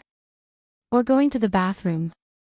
Yi Qian's questioning was no worse than the police. He asked in detail, or did someone talk to him and ask for directions? And after lunch, is there anything wrong with Uncle Guan? Driver Tian and another driver with the same surname, Guan, shook their heads in unison. I don't see anything wrong. It seems to be the same. Old Guan is a man of few words. We can't tell what's on his mind. Mr. Guan's wife thought about it. She was too overwhelmed by grief to remember, but she was Mr. Guan's wife, the person closest to him, so she was able to recount it more fully. Something's not right. Something's not right with Mr. Guan. Yi Qian's spirits were lifted. He didn't rush her. He just looked at her quietly, waiting for her to break away from her sadness and recall the warmth of yesterday. Something is not right. Old Guan came out of the bathroom and pulled me into the car. Old Guan's wife tried to recall what had happened the day before and how she had spent time with her husband. Then, he recalled that something was wrong with Old Guan. He came out of the bathroom and dragged me into the car. I didn't even finish my mantu or take a jar of pickled vegetables before he dragged me into the car. The first time he said, dragged me into the car. The second and third time he said, dragged me into the car. The latter was more urgent, fast, and hurried than the former. It could even be said that he was panicking. Chapter 937. If that was the case, Old Guan had met someone in the washroom, someone who made him feel threatened, and something that could have cost him his life. Last night's car accident happened because of the person and the incident. Auntie, did you see anything else? What did I see? He got in the car and left. I was complaining that I didn't take the pickles and that I had to get out of the car. Old Guan didn't allow it and said that he had to leave quickly. When Old Guan's wife mentioned this, Chauffeur Tian and Chauffeur Guan both thought of the same thing. Old Guan bumped into the mercenaries in the washroom and saw something he shouldn't have seen. He didn't understand what the mercenaries were talking about. Only when he saw something did he get into trouble. After leaving the hospital, Yi Qian got into the car and said coldly to Xia Jinyuan, "What do men do when they go to the washroom?" Xia Jinyuan, who was listening attentively, almost stepped on the accelerator when he heard her question. What do men do when they go to the washroom? She asked very seriously, so he had to answer seriously too. When men go to the washroom, they have to stand up. Everything else is the same as you guys. They have to stand up and take off their pants. Yi Qian analyzed seriously. What else did they have to do after taking off their pants? And what would Old Guan see? What would he see? Xia Jinyuan raised his hand and scratched his eyebrows slightly. He added, sometimes, they have to lift their clothes up a little, like a shirt tucked into their pants. We have to pull them out and unbuckle their belts before we start. Discussing with his little girlfriend how men go to the washroom and what they do when they go to the washroom. No matter how serious Xia Jinyuan was, he couldn't help but feel a little strange. The gun fell off. Yi Qian didn't notice Major Xia's strange expression. When she heard him say that they had to pull up their clothes and unbuckle their belts, her eyes immediately lit up. Her eyes lit up so much that Xia Jinyuan, who was driving and looking at her from the corner of his eye, held his breath and exhaled gently. Then he calmed down and said, "It's very likely." At noon, Old Guan and the others were resting at a place soon after they got on the highway. They needed to reorganize their weapons in the washroom when there were fewer people around. Old Guan suddenly barged in. This is also possible. However, the possibility of the gun falling out is high. This kind of thing had happened before, so the possibility was higher. Regardless of which possibility it was, Old Guan did run into the mercenaries who were chasing after him. Unfortunately, he was killed. The topic was always heavy. When Xia Jinyuan drove the car out of the city and rushed to the winding mountain road, he stepped on the accelerator to the maximum. The car even left a long shadow, leaving a flashing red tail light shadow. Let's go to the mountains. The informants left by the hospital are missing. They will definitely take action tonight. There was an abandoned house in the mountains. Xia Jinyuan stayed there for a few hours and left some things behind. He left some food that would bring him back, such as instant noodles, candles, a lighter, and a piece of moisture-proof cloth. The items left behind were enough for the foreign mercenaries who liked to wait for their prey. Little Fox, it's just the two of us tonight. Are you scared? The car drove out of the city and into the suburbs. Xia Jinyuan, who was driving silently, reached out and held her hand. He whispered, "I don't plan to ask G3 for help. Stay in the hospital." G3 had to stay in the hospital just in case. They would not allow foreign mercenaries to hurt their citizens again. They would not let another tragedy happen. G3 had to stay in the hospital. Chapter 938. Yi Qian had always agreed with Xia Jinyuan's arrangements. Even G3 had agreed, so what else could she say? His arrangements were indeed very good. Protecting old Guan's wife was also what she wanted. After the intimacy during the day, Yi Qian slowly let go of the shackles in her heart. She held his slender and strong hand and smiled lightly. "Don't be afraid. We have guns and people. This is still our country. I'm not afraid. With you by my side, I really don't have to be afraid. From what I know, there are about 6 of them. After eliminating one in the hospital, there are still about 5 left. Our chances of winning against 5 are very high." Xia Jinyuan talked about the situation on his side and G3's side. The 5 of them don't have any heavy weapons. Like us, they mainly use pistols. We're used to fighting at night, and so are they. Little Fox, the real battle is about to begin. Yi Qian raised his eyebrows. After the battle, his hot-blooded personality had already been stimulated. His raised eyebrows carried the coldness of a soldier. Even the words that came out of his mouth were tainted with gunpowder. "I'm looking forward to it. I want to get rid of them even more. They harmed our country's citizens. If the lives that they lost couldn't be redeemed, then their blood would be used as a sacrifice for the lives that they lost." The mountains at night were exceptionally quiet. Even the flapping of the night bird's wings was a sign of peace. The car didn't drive into the mountains. Instead, it stopped at a spot that Xia Jinyuan had already chosen to hide the car. As the car turned off, Xia Jinyuan's phone vibrated loudly. He glanced at the caller ID and immediately picked it up. "Brother Z. We've dealt with them. We cremated them and scattered their ashes in the river to feed the fish." Ho Zi was in the villa on Mount Daliang. She was playing with a lighter in her hand. "Lao Lu, Brother Z is really going to leave with you this time. You have to come back on your own." Xia Jinyuan's eyes narrowed slightly. He said calmly, "Xia Yiwei is waiting for you, Brother Z. You should be able to go and snatch her back now. The location is at the usual place by the river. But Brother Z, if you're still in Mount Daliang, I wonder if you can make it in time." There was only a beeping sound from the phone.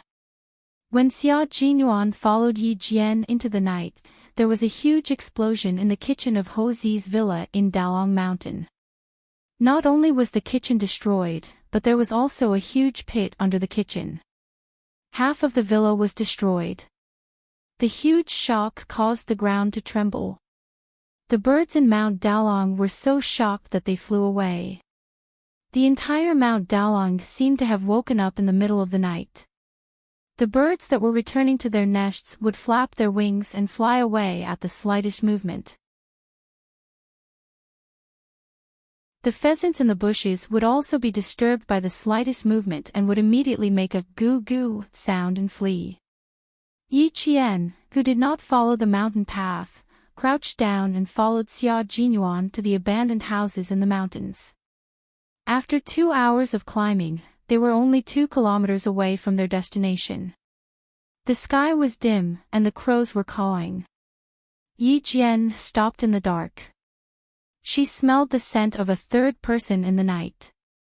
It had rained a few days ago, and it was autumn. The dense forest was filled with the smell of decaying vegetation. Yi Qian had been smelling this scent all along the way, so she was very sensitive to the sudden intrusion of a foreign scent. She gently tugged at Xia Jinyuan's clothes and gestured to him, who immediately turned around and pointed in their direction. She told him that there was someone in their direction. At 11:00 in the evening, the two of them exchanged hand signals and silently passed through the bushes. They stepped on the leaves as if they were stepping on a sponge. There was no sound at all. Not even the leaves and twigs made a sound.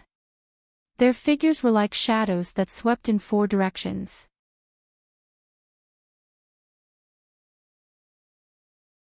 Chapter 939. Yi Qian was in charge of security, and Xia Jinyuan was in charge of eliminating the targets. At this moment, Xia Jinyuan was no longer as gentle as he was during the day. He was like a beast patrolling the mountains, and he began his assassination.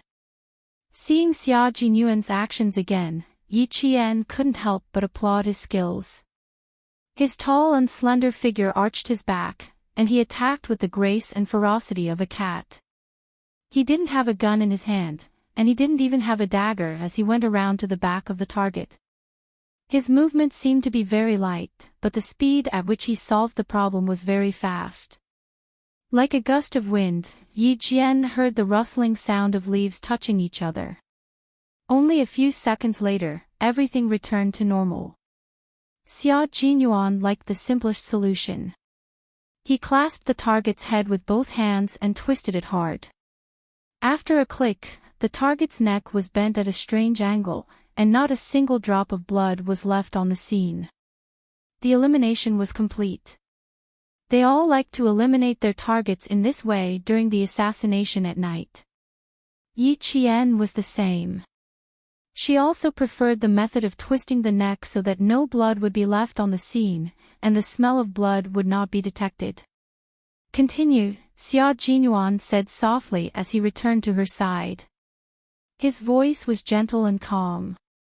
Yi Qian looked at the location where the targets were eliminated, and her eyes narrowed slightly. "There may be more than 5. Don't worry, they won't leave here alive." Xia Jinyuan lowered his head and kissed Yi Qian's cheek. He encouraged her in an intimate way.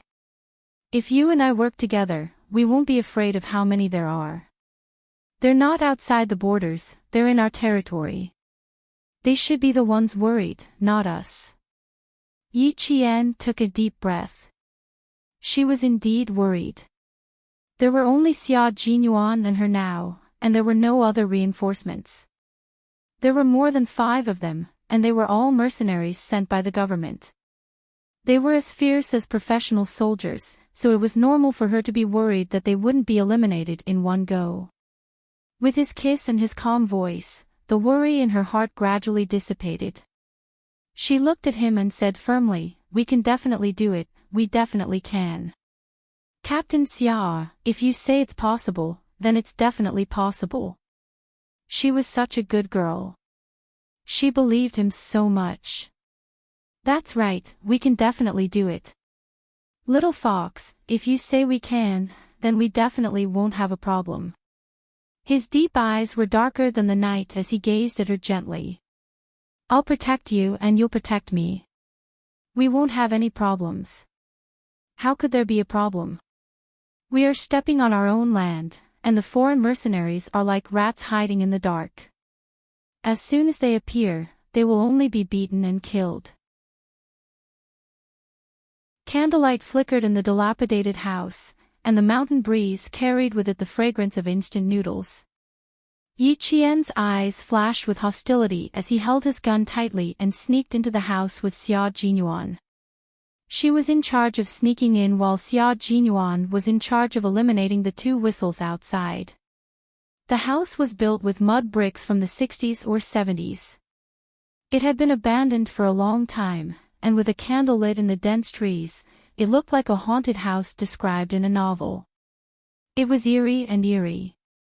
The wind in the mountains was strong, and it blew into the house that didn't even have a window frame. The candlelight flickered and was extinguished within a second. Yi Qian fired 2 shots into the darkness. Chapter 940. The room was in chaos. 3 sets of footsteps were heard. 5 people had been killed by Yi Qian, and only 3 were left. Someone cursed in the dark, and Whistle shouted from outside, "Get the fuck out here. Quick!" He was also speaking a South Asian language, so Yi Qian didn't understand him. However, he knew that Whistle had been deliberately alerted by Xia Jinyuan to lure the people in the house out. Yi Qian had finished shooting from the first position. He had already hidden behind a collapsed couch, and he stared coldly at the dilapidated house. As soon as someone came out, he would immediately start shooting. The ambush caused a moment of confusion among the mercenaries who had chased them to China's territory. When the whistle outside deliberately alerted them that there was only one person, the remaining 3 mercenaries came out of the house firing randomly. In the dark, Yi Qian once again aimed at a black figure that ran out of the house. Without hesitation, he fired his 3rd bullet of the night. Every bullet had to hit a target. Uncle Chen had said that a sniper's bullet had to be fired to protect his comrades. When shooting for his comrades, there was no room for error. Bang! The muffled sound of gunfire broke the silence of the night once again. As the black figure fell to the ground, the 2 figures that came out of the house nimbly rolled into the bushes and quickly hid. Bang, bang, bang. Continuous gunshots were fired in the direction where Yi Qian was hiding. The remaining mercenaries had an idea of how many people had ambushed them. Xia Jinyuan didn't give the alerted Whistle a chance to speak. Yi Qian suppressed the remaining 2 mercenaries with gunfire, while he quickly finished off the target. The dagger in his hand was not a military dagger. It was a multi-purpose knife bought from a hardware store on the street. Although the blade was a little blunt compared to a military dagger, as long as it was used well, it could still become a sharp weapon. The leaves rustled. Xia Jinyuan swung his fist, which was sharp enough to scratch skin. The close combat of the special forces was never about hiding needles in cotton floss. Instead, it was about attacking quickly and ruthlessly, then hitting the opponent accurately. There are many parts of the human body that cause severe pain, but there is only one part that slows down the mind, the brain. Xia Jinyuan continued to attack, landing several punches on the mercenary's head. The handsome and ruthless Xia Jinyuan was like an awakened lion, so awe-inspiring that the mercenary retreated step by step and let out a blood-curdling scream. He called for reinforcements, but Yi Qian's bullets seemed to have eyes. When the vegetation moved, or when there was an unfamiliar scent in the air, the bullets would hit somewhere with a bang, preventing anyone from going to help. Damn it, what the hell? The mercenary who was hit by the bullets and had to hide again rolled under a tree. His eyes were dark as he searched for his target. The mercenary who had been hit in the head several times by Xia Jinyuan staggered. As he swayed, the leaves and shrubs around him moved. The sound of rustling could be heard at this moment, making one's heart beat faster. Yi Qian smiled slightly. Captain Xia was not only an excellent Special Forces soldier, but also an excellent commander. In terms of tactics, he had a gift that even the veterans admired. The bigger the commotion, the more nervous the other 2 mercenaries would be. This would increase their psychological pressure, and her and Xia Jinyuan's chances of winning would increase. A deep, hair-raising sound came from the darkness. The smell of blood in the wind was even stronger than before. It was so thick that it drifted into everyone's nostrils.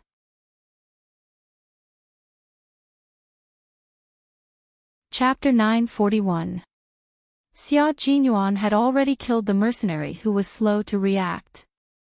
His throat had been slit twice by Xia Jinyuan. It was not a military-grade dagger after all, so he still needed to kill the target twice. The wind was still blowing, but there was no more sound. However, the smell of blood was even stronger. Xia Jinyuan did not have time to waste in the southern province. After killing the target, he and G3 returned to the battlefield overnight. He did not have time to deal with the two mercenaries who had not shown themselves and were waiting for an opportunity to strike. Next, lure the enemy. This was the battle plan that he had discussed with Yi Qian long ago. After killing 2 or 3 targets, they would not give the mercenaries a chance to catch their breath and immediately lure the enemy. Fighting in the forest, the flowers and trees were all natural cover. They would not be easily ambushed, and neither would they allow others to be ambushed easily. The next step was to lure the enemy. Yi Qian was to lure the enemy. She was a girl, and girls represented weakness in everyone's hearts.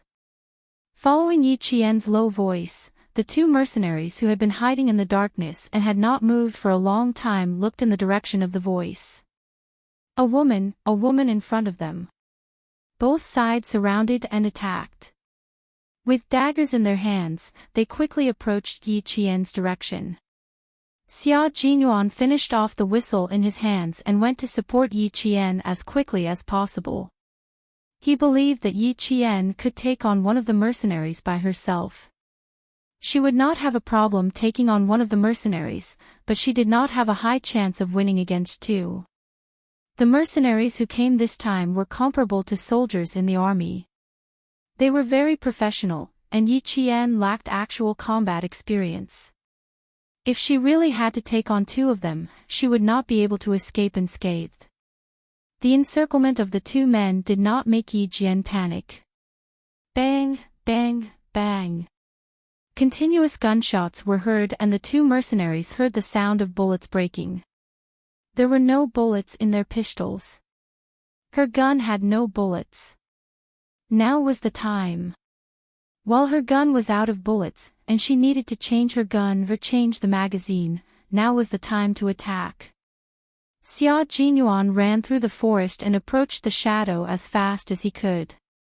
One of the mercenaries turned around and fired in the direction where Xia Jinyuan was running, trying to stop him. Countless birds in the forest flapped their wings and flew into the dim night sky. On the other side, the dagger in his hand glinted coldly as he thrust it towards Yi Qian. What he didn't see was that Yi Qian was smiling coldly in the dark. The black figure leaped over, and Yi Qian rolled in the bushes to avoid the attack. Yi Qian had already loaded his other pistol. In the blink of an eye, he fired 2 shots at the black figure. His speed was so fast that the other mercenary holding down Xia Jinyuan was shocked. There were 2 sounds of fighting in the forest. Unable to shoot at close range, Yi Qian was once again confronted by a mercenary tonight. Punches and kicks required strength. Not only did they have to hit the opponent's weak points, but they also had to ensure that they wouldn't be injured or killed by the opponent. Fighting was the most exhausting thing. As a girl, Principal Chen and Uncle Zhen had always planned for Yi Qian's physical fitness training. Her strength was not as good as the male soldiers, but her endurance was definitely better than the male soldiers. She leaped up and grabbed onto the branches. Relying on the lightness of her body, she lifted her feet and kicked the mercenary's head repeatedly. With a low growl, Yi Qian stepped on the mercenary and threw him into the bushes. Her aura was not inferior to that of the male soldiers. The mercenary who fell into the bushes had a ferocious expression on his face. He flashed his dagger, shouted, and jumped up again to stab Yi Qian.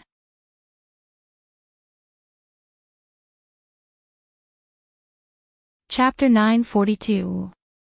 The tip of the dagger flashed past his eyes several times.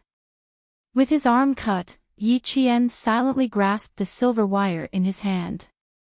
As he dodged, he looked for an opportunity to strangle the mercenary to death. At the final moment of the battle, Yi Qian grabbed the mercenary's outstretched wrist. When he took a step back, he stepped on a tree with one foot and jumped behind the mercenary. At the same time, he wrapped the silver wire in his right hand around the mercenary's neck.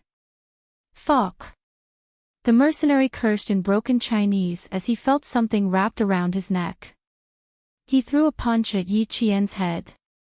If Yi Qian was hit by his fist, he would definitely die at the hands of the mercenary. After 3 years of training, Yi Qian's sensitivity to danger was higher than in his previous life. His reaction was also faster. He jumped, grabbed a tree branch with both hands, and dodged the heavy punch. The silver wire wrapped around a tree branch, and as he dodged, it wrapped around another tree. That was enough. It was enough to eliminate the target in an instant. The silver wire was extremely thin. Once it was wrapped around the flesh, it would not be easy to pull it out. The neck was the most dangerous part of the body. Being wrapped around by anything would make a person feel fear. They would want to pull the scary thing away to free their neck. The more they thought about it, the faster they attacked, and the tighter the silver wire wrapped around them. The leaves rustled and fell like rain. One end of the silver wire wrapped around the mercenary's neck, the other end wrapped around the leaves, and then around the tree trunk. With one last punch from Yi Qian, the mercenary, who was half a head taller than Yi Qian, roared in pain. His fist swung even more fiercely. Yi Qian, who was covered in sweat, did not give his enemy a chance to retaliate. He kicked back. This was a real fight, filled with blood and death. This was a real battlefield, a bloody battlefield where it was either you die or I die. Sweat flowed into his eyes, but he did not have time to wipe it away. The dust on the leaves flew into his eyes. Even if his eyes hurt, he had to keep them open. Relying on his body's flexibility and agility, Yi Qian held the tree branch tightly with both hands. He attacked the mercenary's shoulder several times. The silver wire finally wrapped around the mercenary's neck. It was so deep that he could hear him gasping for air. The severe lack of oxygen in his brain made his movements slower and slower, and his reactions slower and slower. Gritting his teeth, Yi Qian hit the mercenary's chest one last time, causing his whole body to fall back. This was the moment. This was the moment to kill him. Yi Qian let go of the branch with both hands and quickly jumped down from the high place. The moment she jumped down, she also took out the pistol hidden in her clothes and aimed at the black shadow that turned over and shot. The 6th mercenary had been eliminated. Yi Qian leaned against a tree and slowly sat down with her back against the tree trunk. She panted heavily as if she would suffocate if she didn't breathe properly. The smell of blood in the air was stronger than before. It was so thick that it could not be dissolved. His entire chest was filled with the rusty smell of blood. Xia Jinyuan used the cold blade to stab the mercenary's arm that was strangling his neck. He slashed down fiercely and directly cut the mercenary's arm tendons. In the darkness, his deep eyes were cold. Facing the enemy, his gaze was so cold that it could make one shiver in fear. The mercenary's arm tendons were cut, and the strength in his arms suddenly disappeared. Xia Jinyuan immediately grabbed the mercenary's head. He lifted his leg and hooked the mercenary's neck. With a sharp look in his eyes, he threw the mercenary to the ground.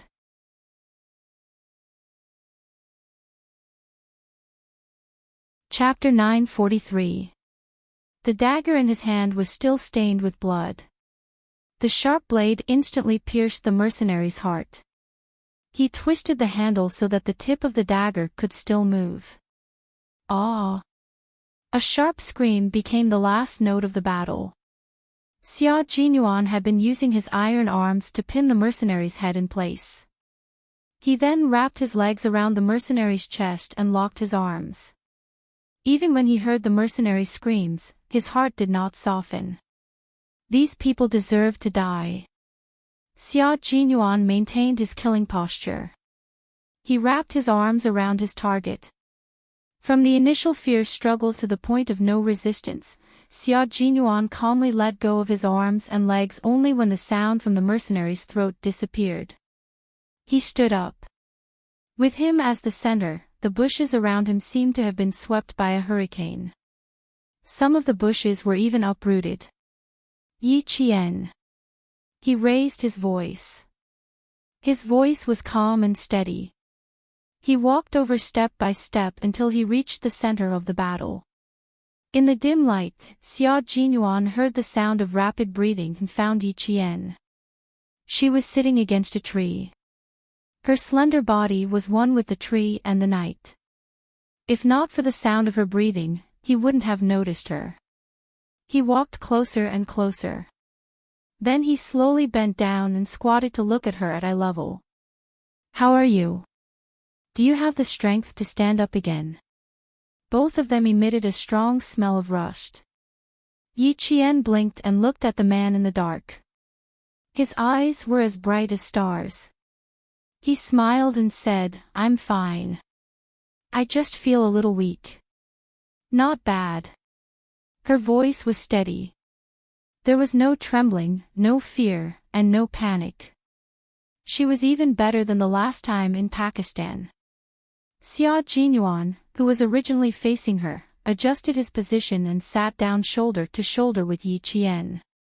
He reached out to put his arm around her shoulder and let her head rest on his shoulder. Then he hugged her tightly. "Rest for a while. Good efficiency. From the first target to the last one, we used 1.5 hours. You're counting the time." Yi Qian took a deep breath, then slowly exhaled. "You can still count the time. I've been thinking about how to get rid of him." Xia Jinyuan smiled and said gently, "If you have time in your heart, you don't need to calculate to know." Turning his head, he rubbed the tip of his handsome nose against her hairline and asked, "Are you hurt anywhere?" "My arm has been through a lot this year. I had just recovered from my injury, but I cut myself again and hurt my right arm." Yi Qian looked up and saw his lips pressed against her forehead. "How about you? Are you okay?" At this moment, even the mountain wind calmed down. The crickets started chirping again, and the startled birds returned to their nests. Except for the smell of blood in the air, everything was so peaceful and leisurely. Xia Jinyuan gently kissed her on the forehead. At that moment, he could feel Yi Qian taking the initiative to get closer to him and offer her heart to him. She was looking for support from him, and he was also looking for support from her. He said, "Passing through the smoke of war between life and death, isn't this kind of interaction more unforgettable than those romantic interactions?" It wasn't, but if it was true. This kind of love could be soul-stirring in the smoke of war, but it could also be indifferent in leisure. It wouldn't become dull with time, and it would only make them more and more compatible. They would become more and more dependent on each other, and become each other's support. You're tuning into the LoveLore Library YouTube channel. We're so grateful for your support, and don't forget to subscribe to join us on this incredible journey through captivating stories.